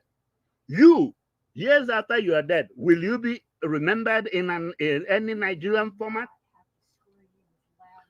Will you be remembered? No. So the best thing you can do for you, for your generations to come, and for the country is please do not sell our liberty or our democracy for any nonsense, safety, or cowardice, or whatever from anarchy that this idiot is threatening. Please don't trade it for us. We don't want to trade any of them. Like I just said from Benjamin Franklin, he said, you don't deserve neither the liberty or safety or democracy, nor this, whatever. If you trade one for the other, you don't deserve them. Both of them are gone. So I still go back and forth on this. This 25% on Abuja, you don't have to be a rocket scientist to see it. You don't even have to be a constitutional scholar. So Mr. CJN and all the justices, please guys, do not trade any of those things for us. Hang on the Constitution and let us handle the rest. Thank you. Thank you, Engineer Francis. Thank you, sir. God bless you. Okay. Yes, we're going to have our final round right now. Engineer Ken, are you there? Okay, let's assume you're not available yet. Okay, I'll go to Mashallah, the way it is on the table. Oh, okay, we lost Mr. Alex already. Mashallah, please talk to us, sir. You have 5 minutes. A final submission. Mr. Najawatch, I'm here. Yeah, okay. I'll come back to you, Mashallah, please. Hold on, sir. Okay, Engineer Ken, please go ahead, talk to us. Mr. Najawatch, man, I'm tired. You know, everybody said the same thing, and I don't know. I'm short of words. I don't know what to say. You know, all we have to do is we should just pray. That's the only thing we can do right now. I think I would suggest before we close this panel today, let's pray for Nigeria. Because it's only prayer. We have been praying. We all have been praying already. Yeah, so let's talk about reality. We still have to pray, my dear brother. You don't become born again now. Everybody's praying. Everybody pray I've been born again a long time ago. We are not in church, please. Everybody pray every day. And the blow is still standing. I'm telling you, Niger Watch, man. You see, you know what's in my mind now. If I have my way, now I billion. That's just the fact. That's just the facts. Now we just buy them. That's the only thing we will like you don't bring. have submission this evening. If you don't have submission, then maybe we'll have to move on to the next person. Yeah, please, Mr. Jawas, please. I think I will take that. Move to the next person because as I'm talking to you right now, my heart is bleeding for Nigeria. Okay. That's just the thing. Thank you. Thank you very much. Mashallah, thank you very much for your patience. The talk was 5 minutes, sir. What you can't blame it again. It gets to a point you don't even know what to say again. You become confused. This video you showed just now is one of the members of thieves. The party is going on. The bouncers have refused him to enter the party. So he's coming to public to come and say, I have legal IV to be in this party, but I'm not be given access. He's just a typical Nigerian that is greedy. Because he has not been called in, he has not been given any appointment. He wants one special advisor or maybe one PA to one person. That's what's after. He's tired of selling tickets in the airport. Nigerians, I keep saying and I'll keep saying it again. The issue, we do not need to be inside the parlor and lounging and watching Netflix and watching TV. Each time I go to my WhatsApp and see people's status, they are still enjoying themselves. They are still dancing, making merriment. Meanwhile, the situation is getting worse and it's making us feel as if we are not in Nigeria and won't carry their headache. I'm drinking Panadol for your own headache. Where I am, I'm okay, I'm comfortable. I don't have to live a greedy life. Nigerians are not contented. That's why when we were talking about somebody that's having you have an iPhone 13, 14 is out, you want to buy another one. It is that greediness that is killing them in the country. So the judiciary, there's one other thing I stumbled yesterday while I was going to work. I heard it and I discovered that technicality is what they're looking at.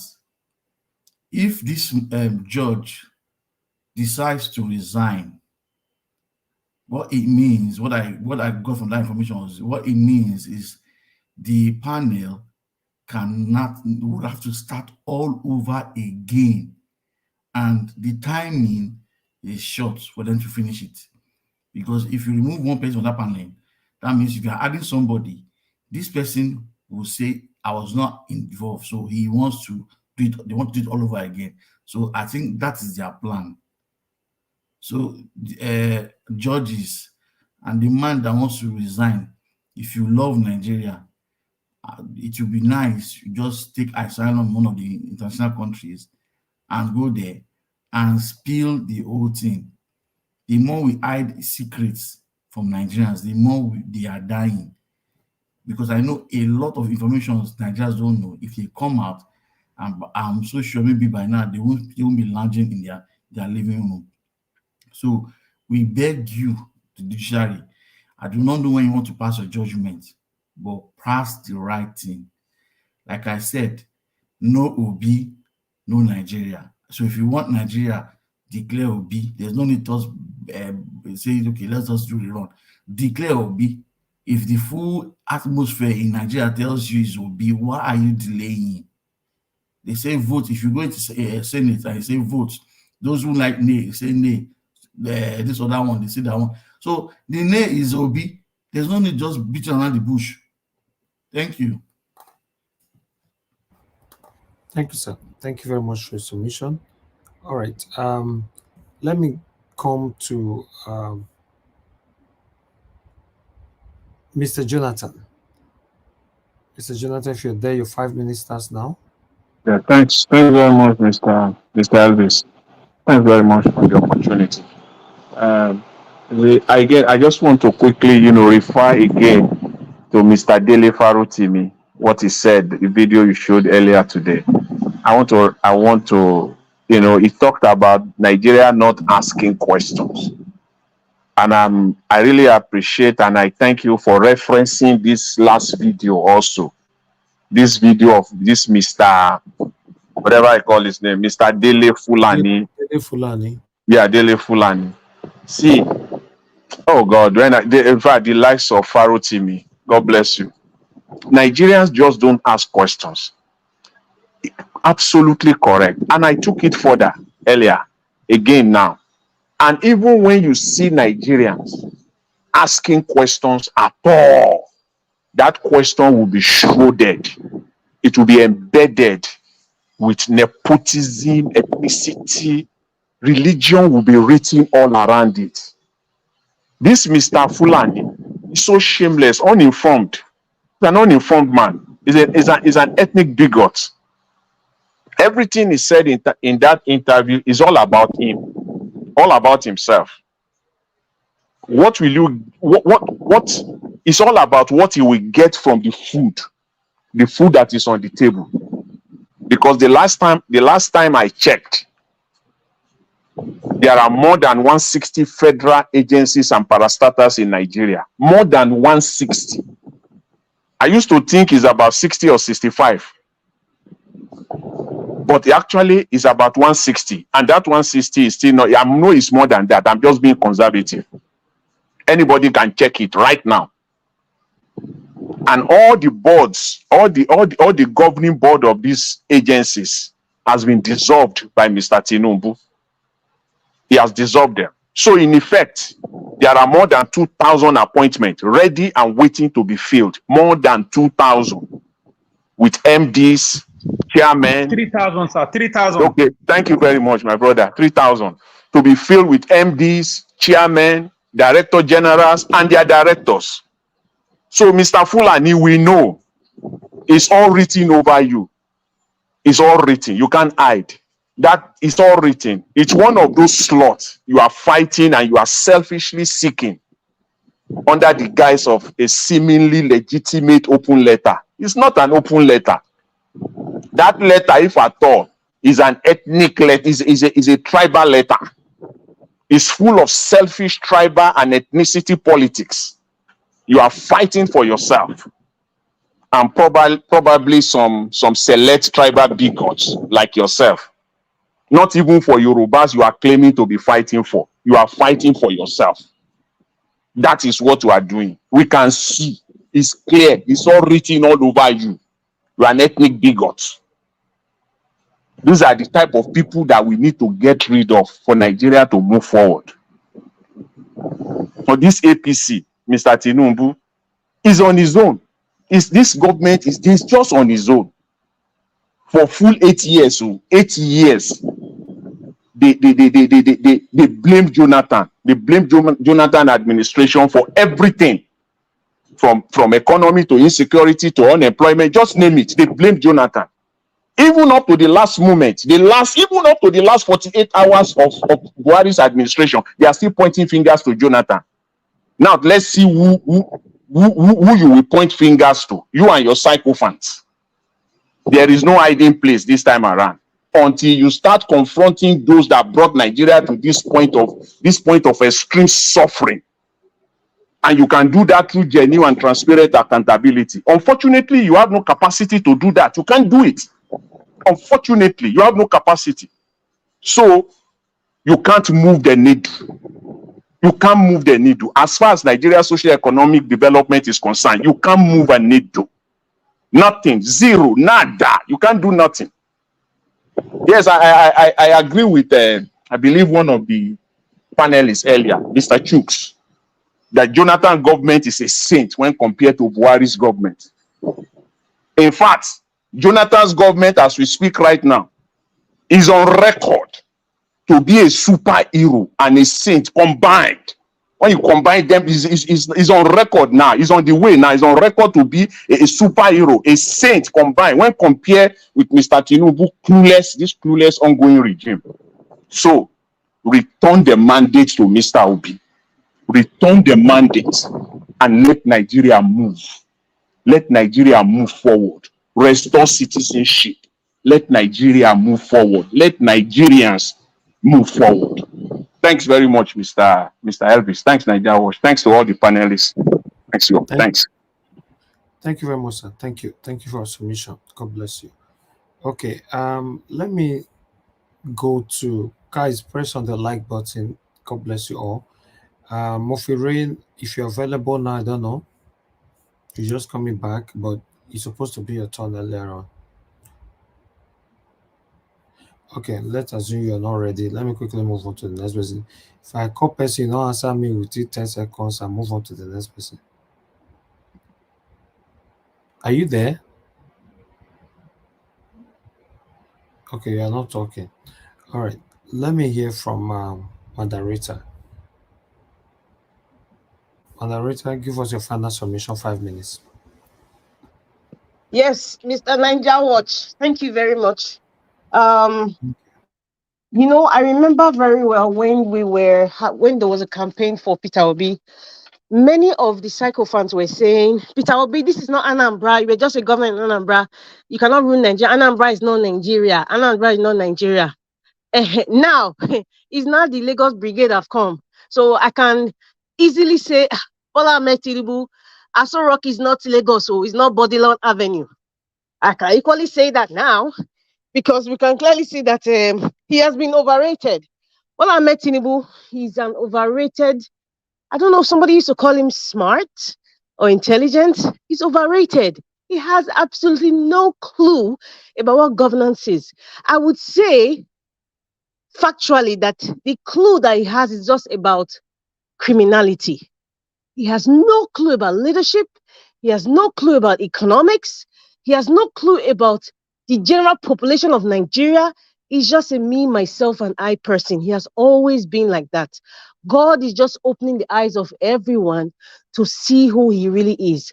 This time, this generation is the time where money will not make you cross.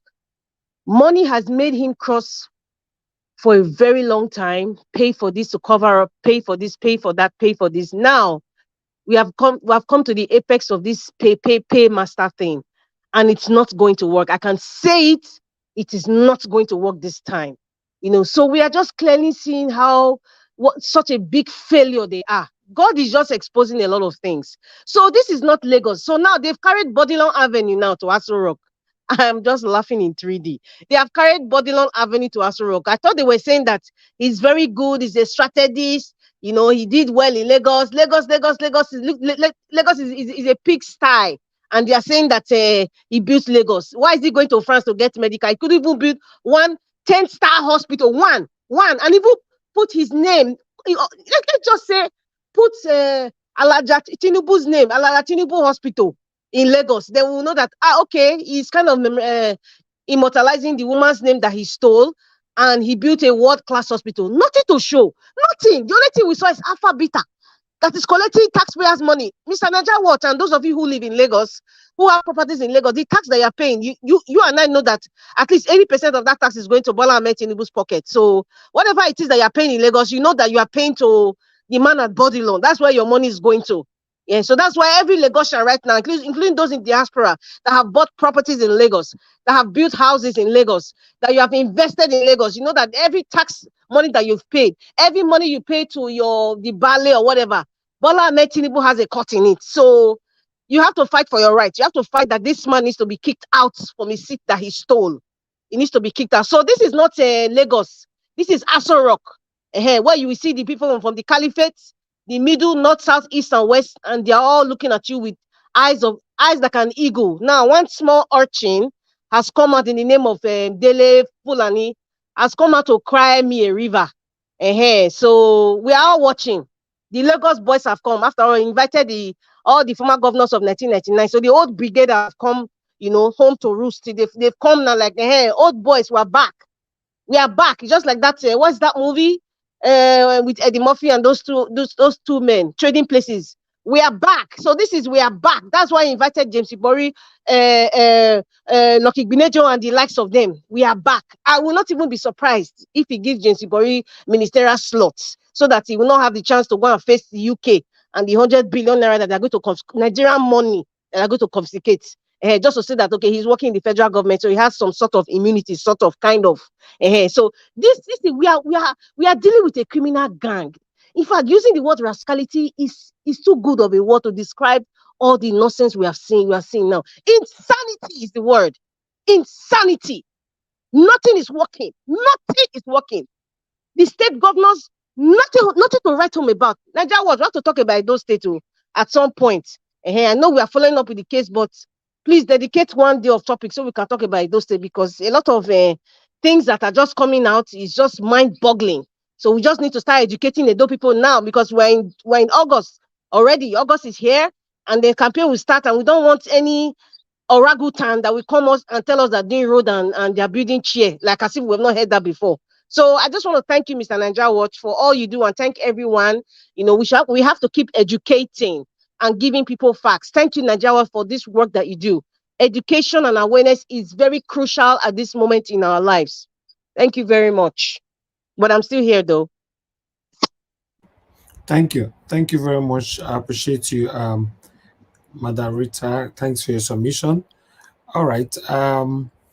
Let me go to Mr. Alex. Mr. Alex, your 5 minutes, please.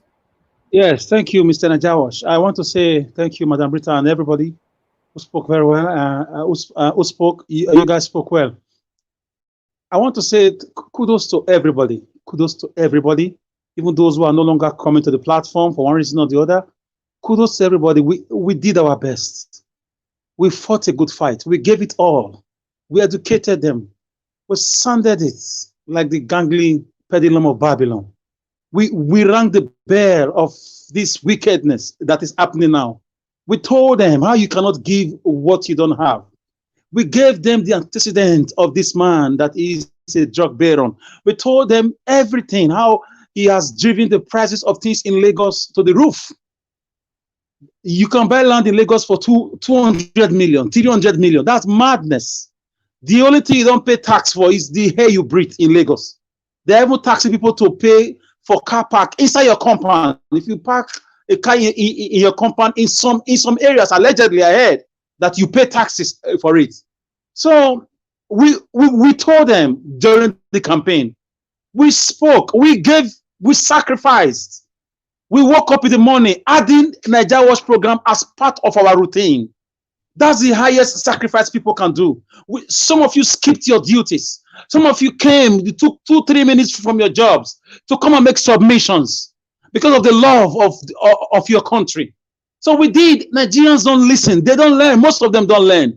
So all Obi, Obi movement, men and women worldwide, be proud of yourself. We won them. We cried like the town criers of the ancient Benin Kingdom. We sounded like the tinglish cymbals of the Roman kingdom those days. Now it's happening before everybody. It's unfolding just less than 2 months. A naira is almost 1,000 naira to $1. I mean, the prices of foodstuff is beyond the common man. So be ready to embrace the worst case scenario if Obi don't get his mandate. Be prepared, because in any case, you're still going to have issues with your life, either with transportation, either with insecurity, either with bad medical care. Your life could go in any case. So get ready. In all the states of the federation, get ready to take over your government houses. Get ready. We cannot tolerate this anymore. We need answers. All the APC people, like I said before, where are you now? Those are campaigning in those states for us. Where are you? Our youth leader, Tony Kabaka, thank you for the good job you did it for a wrong party. But where are you now? You came to my area. Where are you? Pastor Izeyamo, where are you?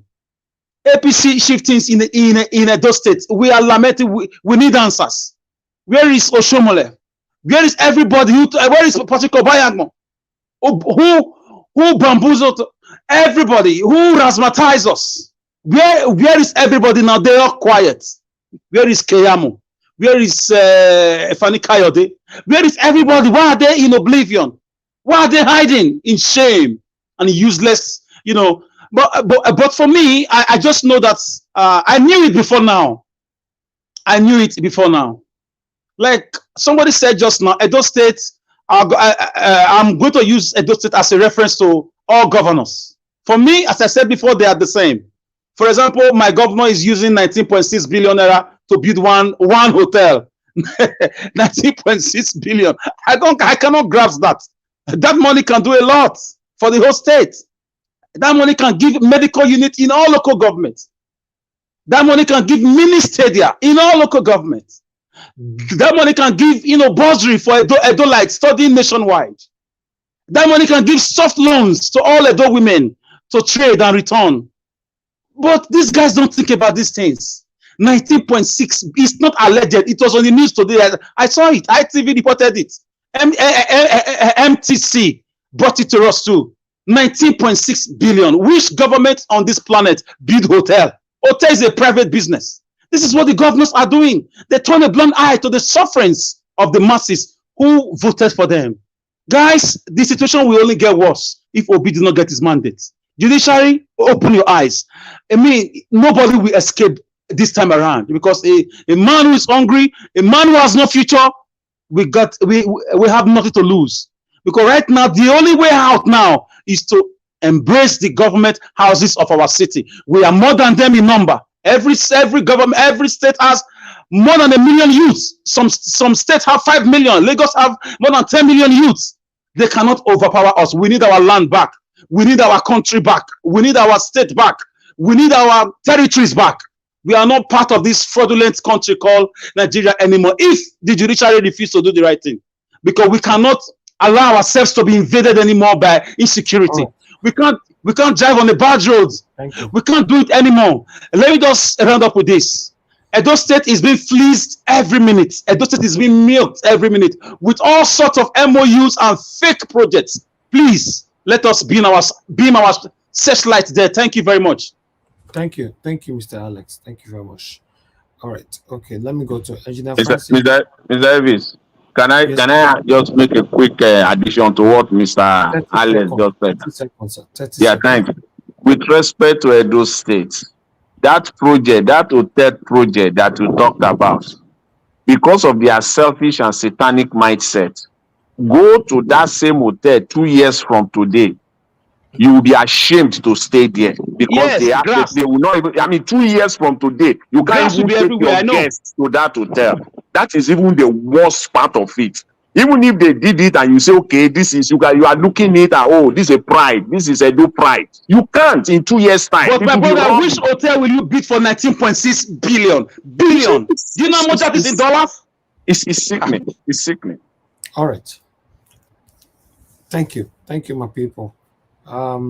Engineer Francis, please, your 5 minutes starts now, sir. All right, thank you. Let me address something a panelist mentioned earlier about those judges that fear for their lives.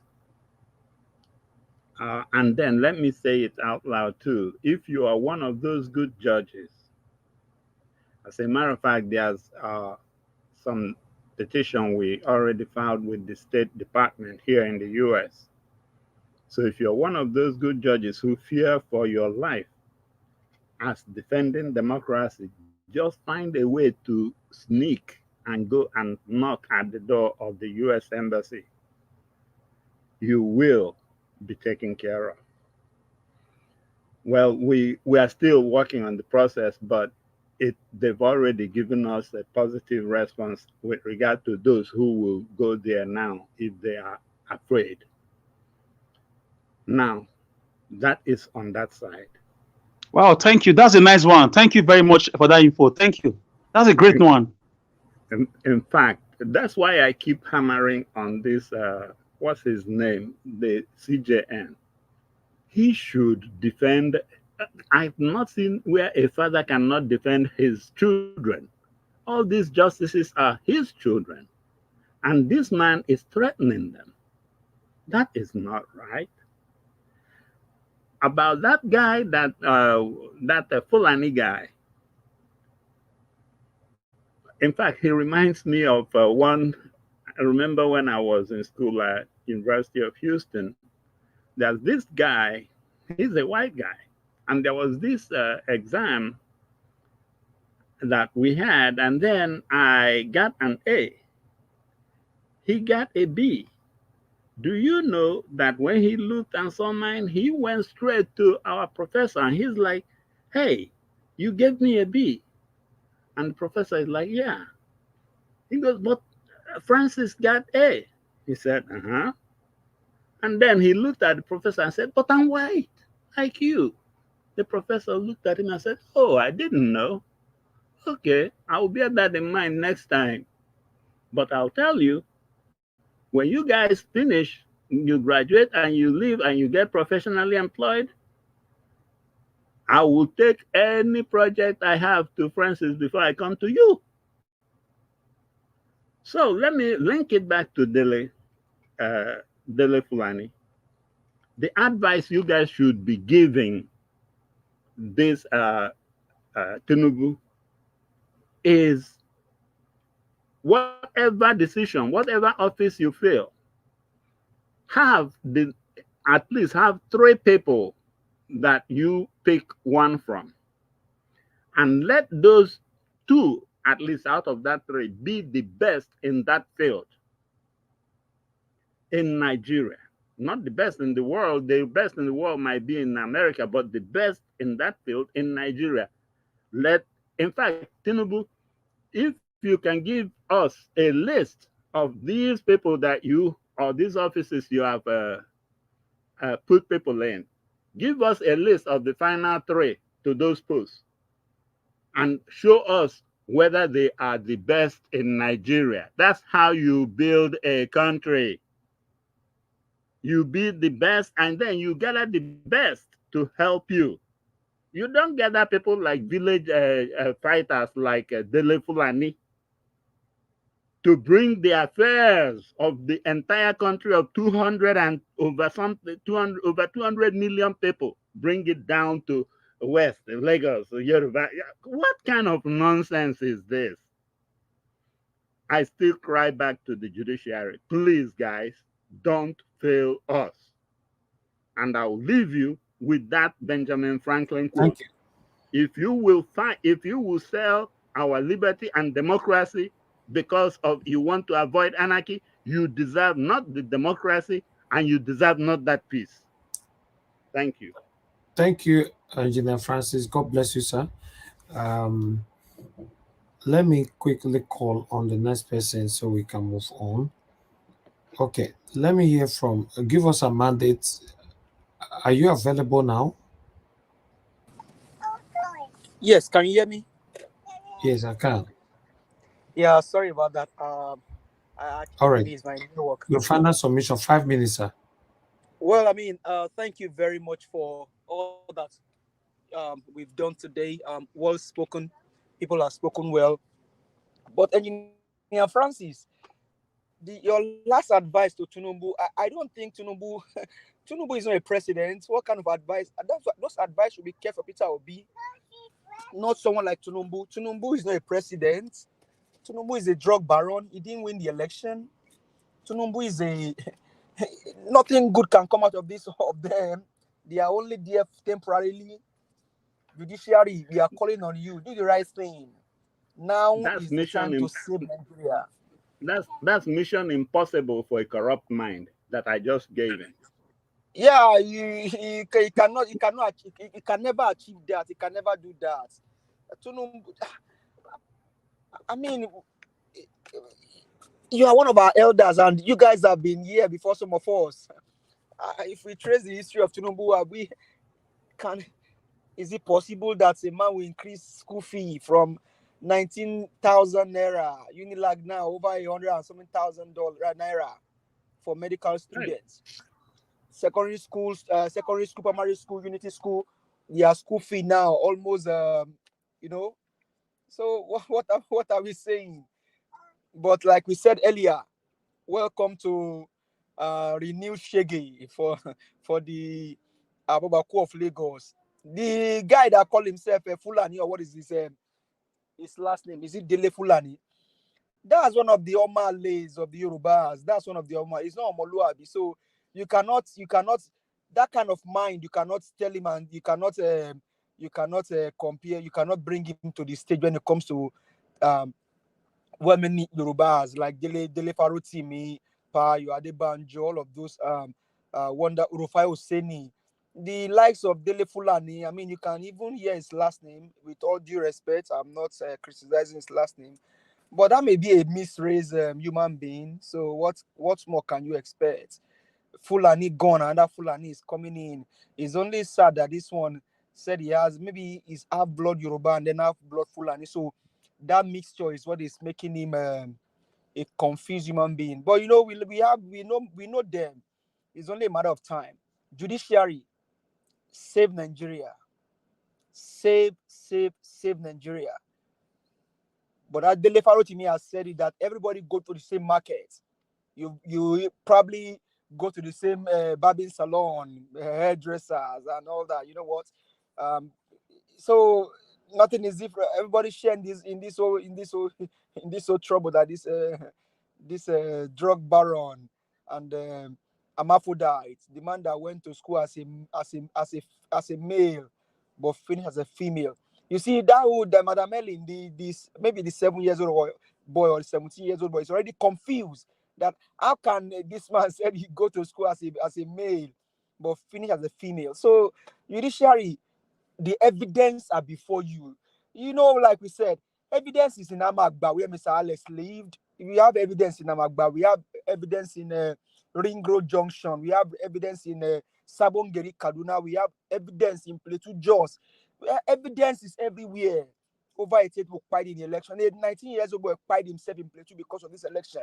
So judiciary, you have the knife and you have the yam. Slice it well. Don't they cannot if they pay you to bend the hand of justice, would they pay you to buy your death, to buy your days of sleeping in 6 feet? Everybody is 6 feet. So remember that they can pay you now, but remember 6 feet. Remember 6 feet. Whether you like it or the same 6 feet. So do the right thing and save the nations. Do the right thing, save Nigeria. By September now, some people will not be able to go to school because of this situation. By September, I bet you many Nigerians will not be able to resume back to school because of what this man has done. Thank you. So we'll just wait and see. Let this sledgehammer come down and Peter Obi is our president. Thank you very much. Have a good weekend. God bless you, my brother. Thank you. All right. Okay. Let me come to we have Iris Finest with us. Madam, it's good to have you on the panel. Good evening to you. Please talk to us. Good evening, Mr. Elvis. Good evening, everybody, or good morning, rather. Depending on your location.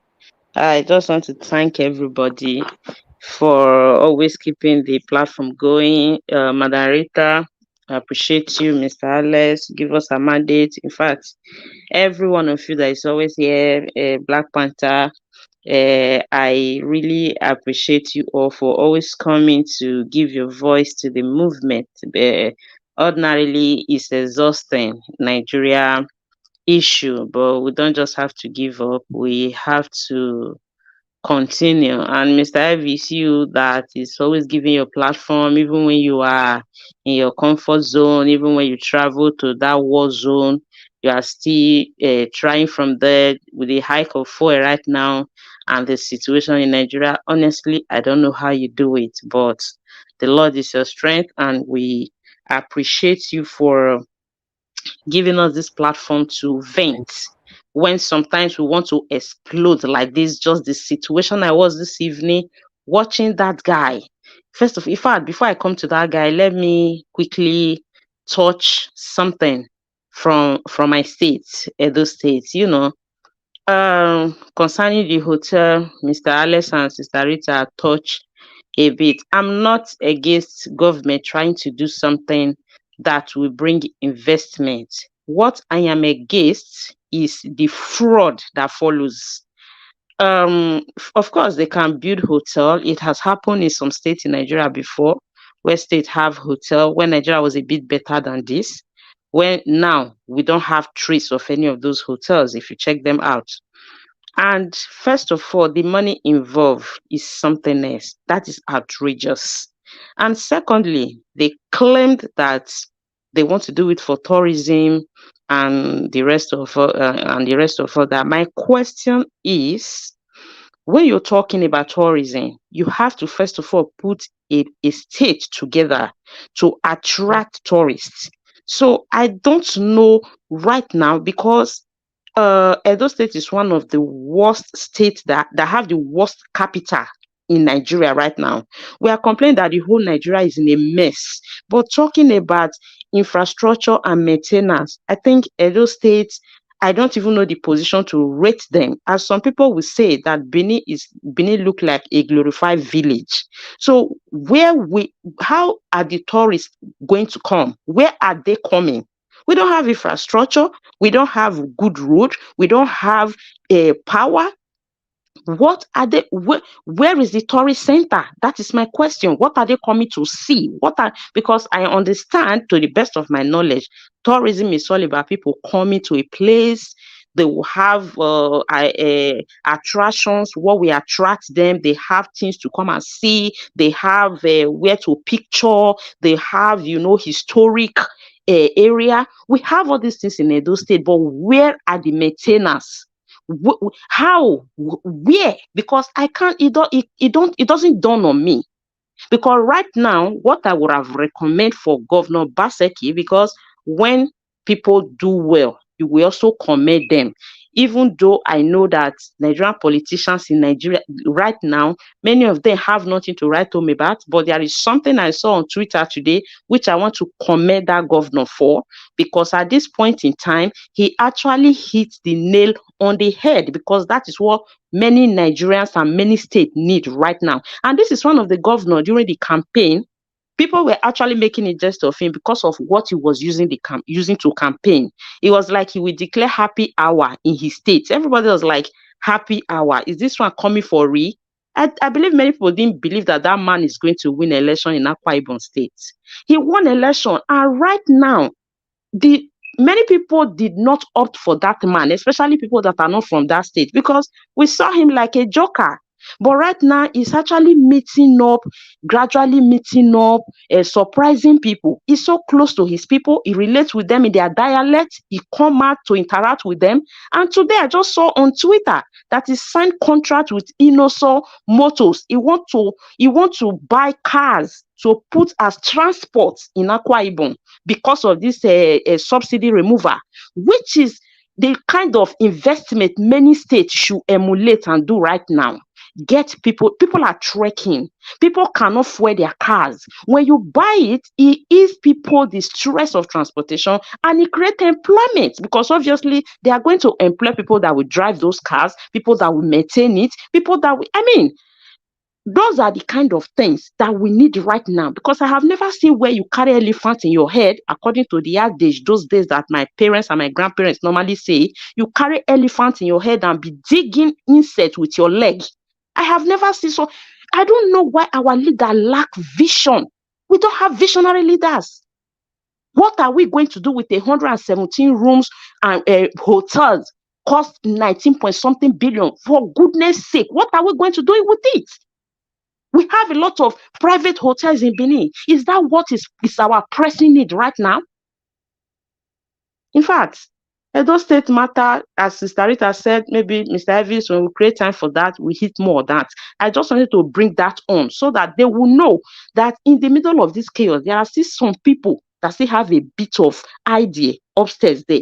So I just want to say kudos to that governor, first of all, for patronizing Nigerian-made products, and secondly, for the employment that is going to create in Akwa Ibom State and the ease that is going to ease to the citizen. Kudos to him in that area, and I hope he keep doing more. So as of today, he and Governor Oti are the governor that I'm seeing right now in Nigeria.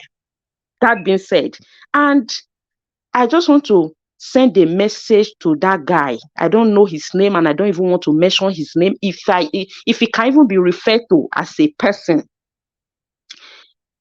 Coming to the national television to come and be dragging us after hearing Emilio come for so many months, and we end up in this total mess. You came and start telling us Yoruba, Yoruba, Yoruba. Even inside the Yoruba, you are still segregating. You don't want Lagos, everything cannot go to Lagos, Ondo, Ekiti. Honestly speaking, are we serious right now? In fact, are we normal in that country? In fact, all these mindsets, all this sense of entitlement, all this audacity, where are they coming from? Where are the rest people? In fact, I don't even want to go to our side, because when you talk, the people that know how to talk will come and say, leave those ones. And they never do for the majority finish. Now, minority, they will come, they talk. I want to ask, after many people hearing this thing, when they come out and start telling you they don't feel like one Nigeria, you still go and attack them? Where did the one Nigeria come in? After all these things that we are suffering, my dear, if suffering cannot unite us, what else will unite us? I don't get these things. And I thought they said their Oga is master planner. In fact, he's an expert. In fact, he will do everything that he does in Lagos. I am surprised that this man is not saying that before they do anything in Aso Rock, they have to communicate Lagos. Really? I don't know how it's going to happen. Honestly speaking, right now, I don't really have that much hope on judiciary with what is happening right now, and with all the pressure that they said is there, and even the good one that could have stood to stand to fight this thing for us, resigning. I mean, it's getting more complicated by the day. But I just want to urge Nigerians, if we can, because right now, you can see that thing that they weaponize in the north, that is making those ones, anything their politician has them to do, they will just do it. They are gradually bringing it to the south.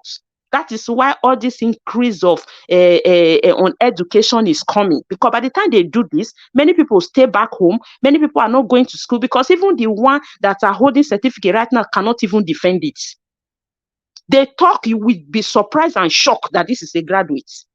To the extent a child like the other girl, the other day, forging JAMB results with her age. Where are we going? They want to weaponize illiteracy in the South so that they will use them more than the way they are using them right now. I will not tell judiciary to do the right thing. Who I will talk to are the Nigerians. When they are tired, they know what to do.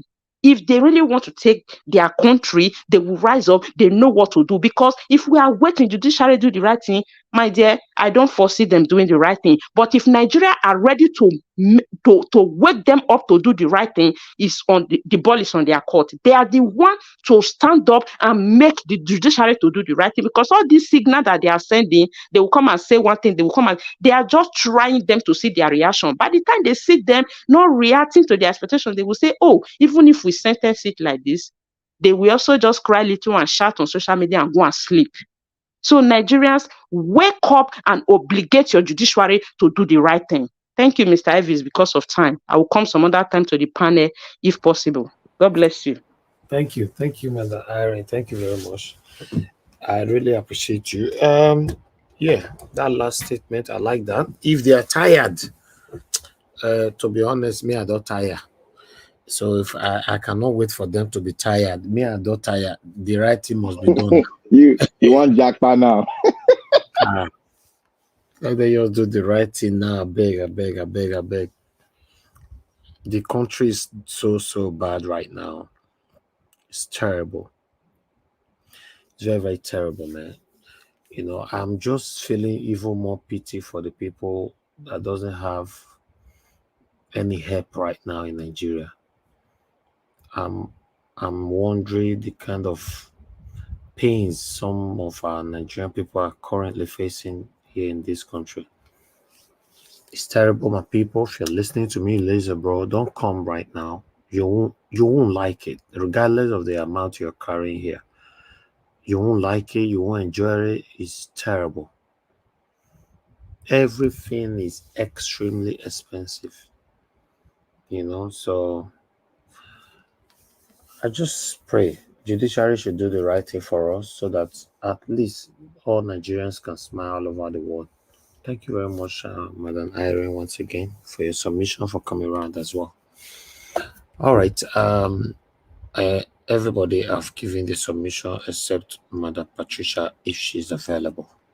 I have not given mine. Don't forget me. You don't talk now. I mean to see I you never don't talk. This man, I go sue you to court too. God.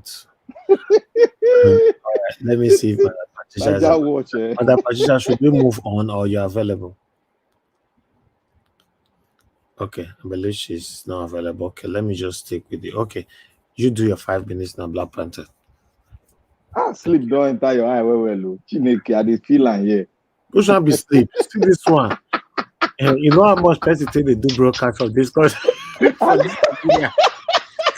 From the sound of the voice, you can tell the situation. I generator think about the fuel now. You don't. This Mr. Black Panther, you like Oligi too much. Jesus Christ. No, just a bullying up and down. Not be Alice now. Now only Alice they look generator this time. Okay. Mr. Naija was. Once we go end now, Alice will go wrong off generator. The fuel not become gold though. My brother, I leg the thing they were. Oh, I dey gauge my fuel now. I dey gauge in the morning. Once I wake up, I go check them again. If I come from work, I go check them again.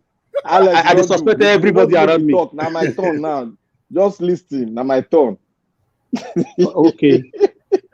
You see, Mr. Naija, God bless you. You see, the strength that you are using to do all this thing, it's not by your making.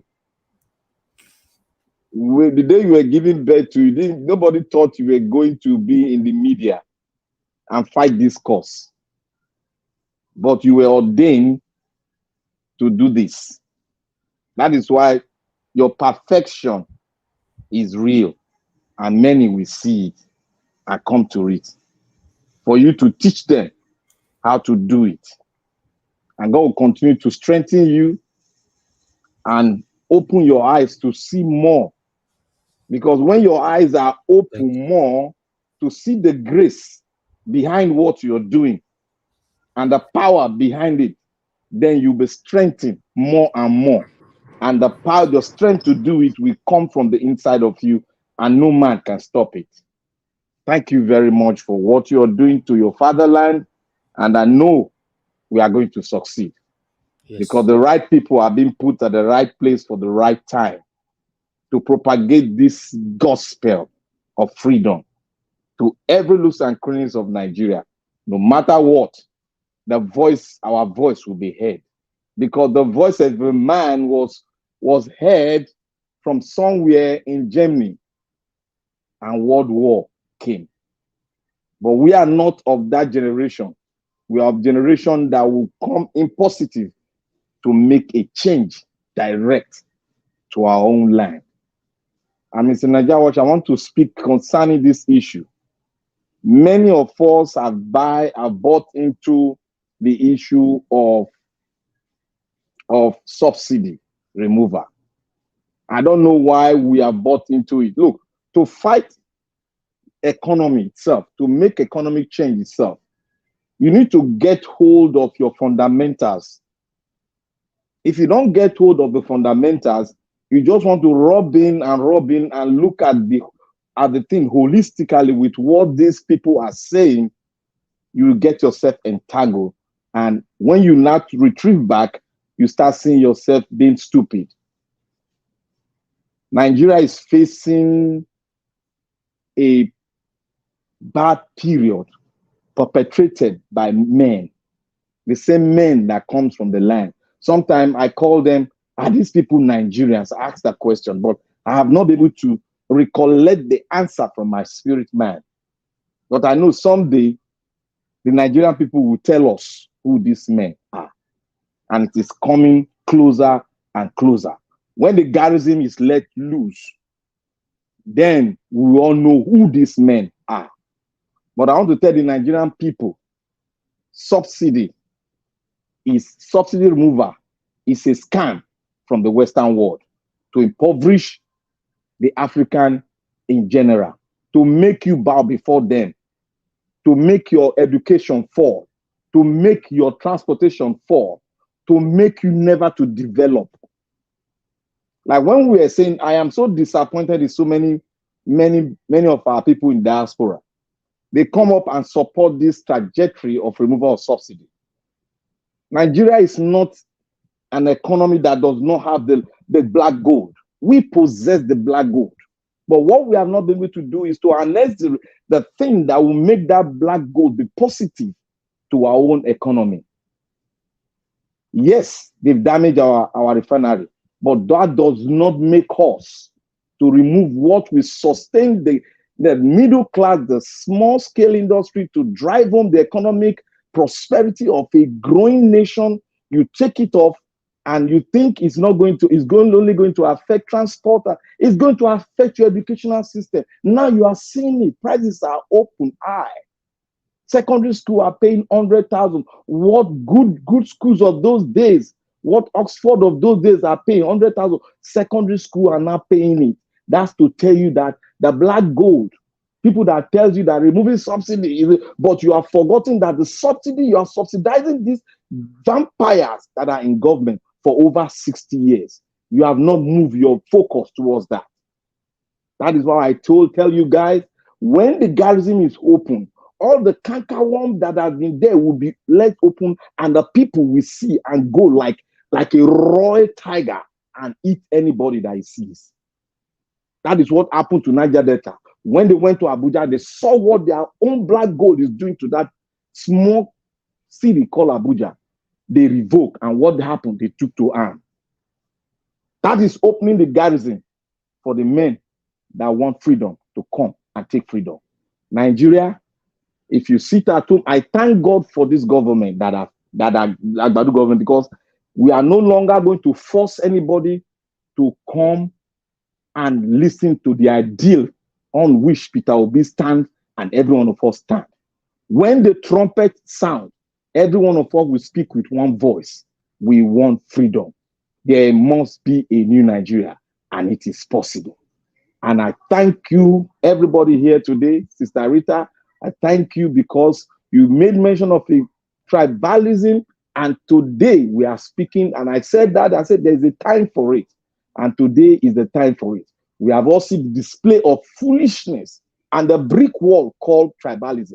It is playing its role, and that is what I told you. I gave an example of minor example.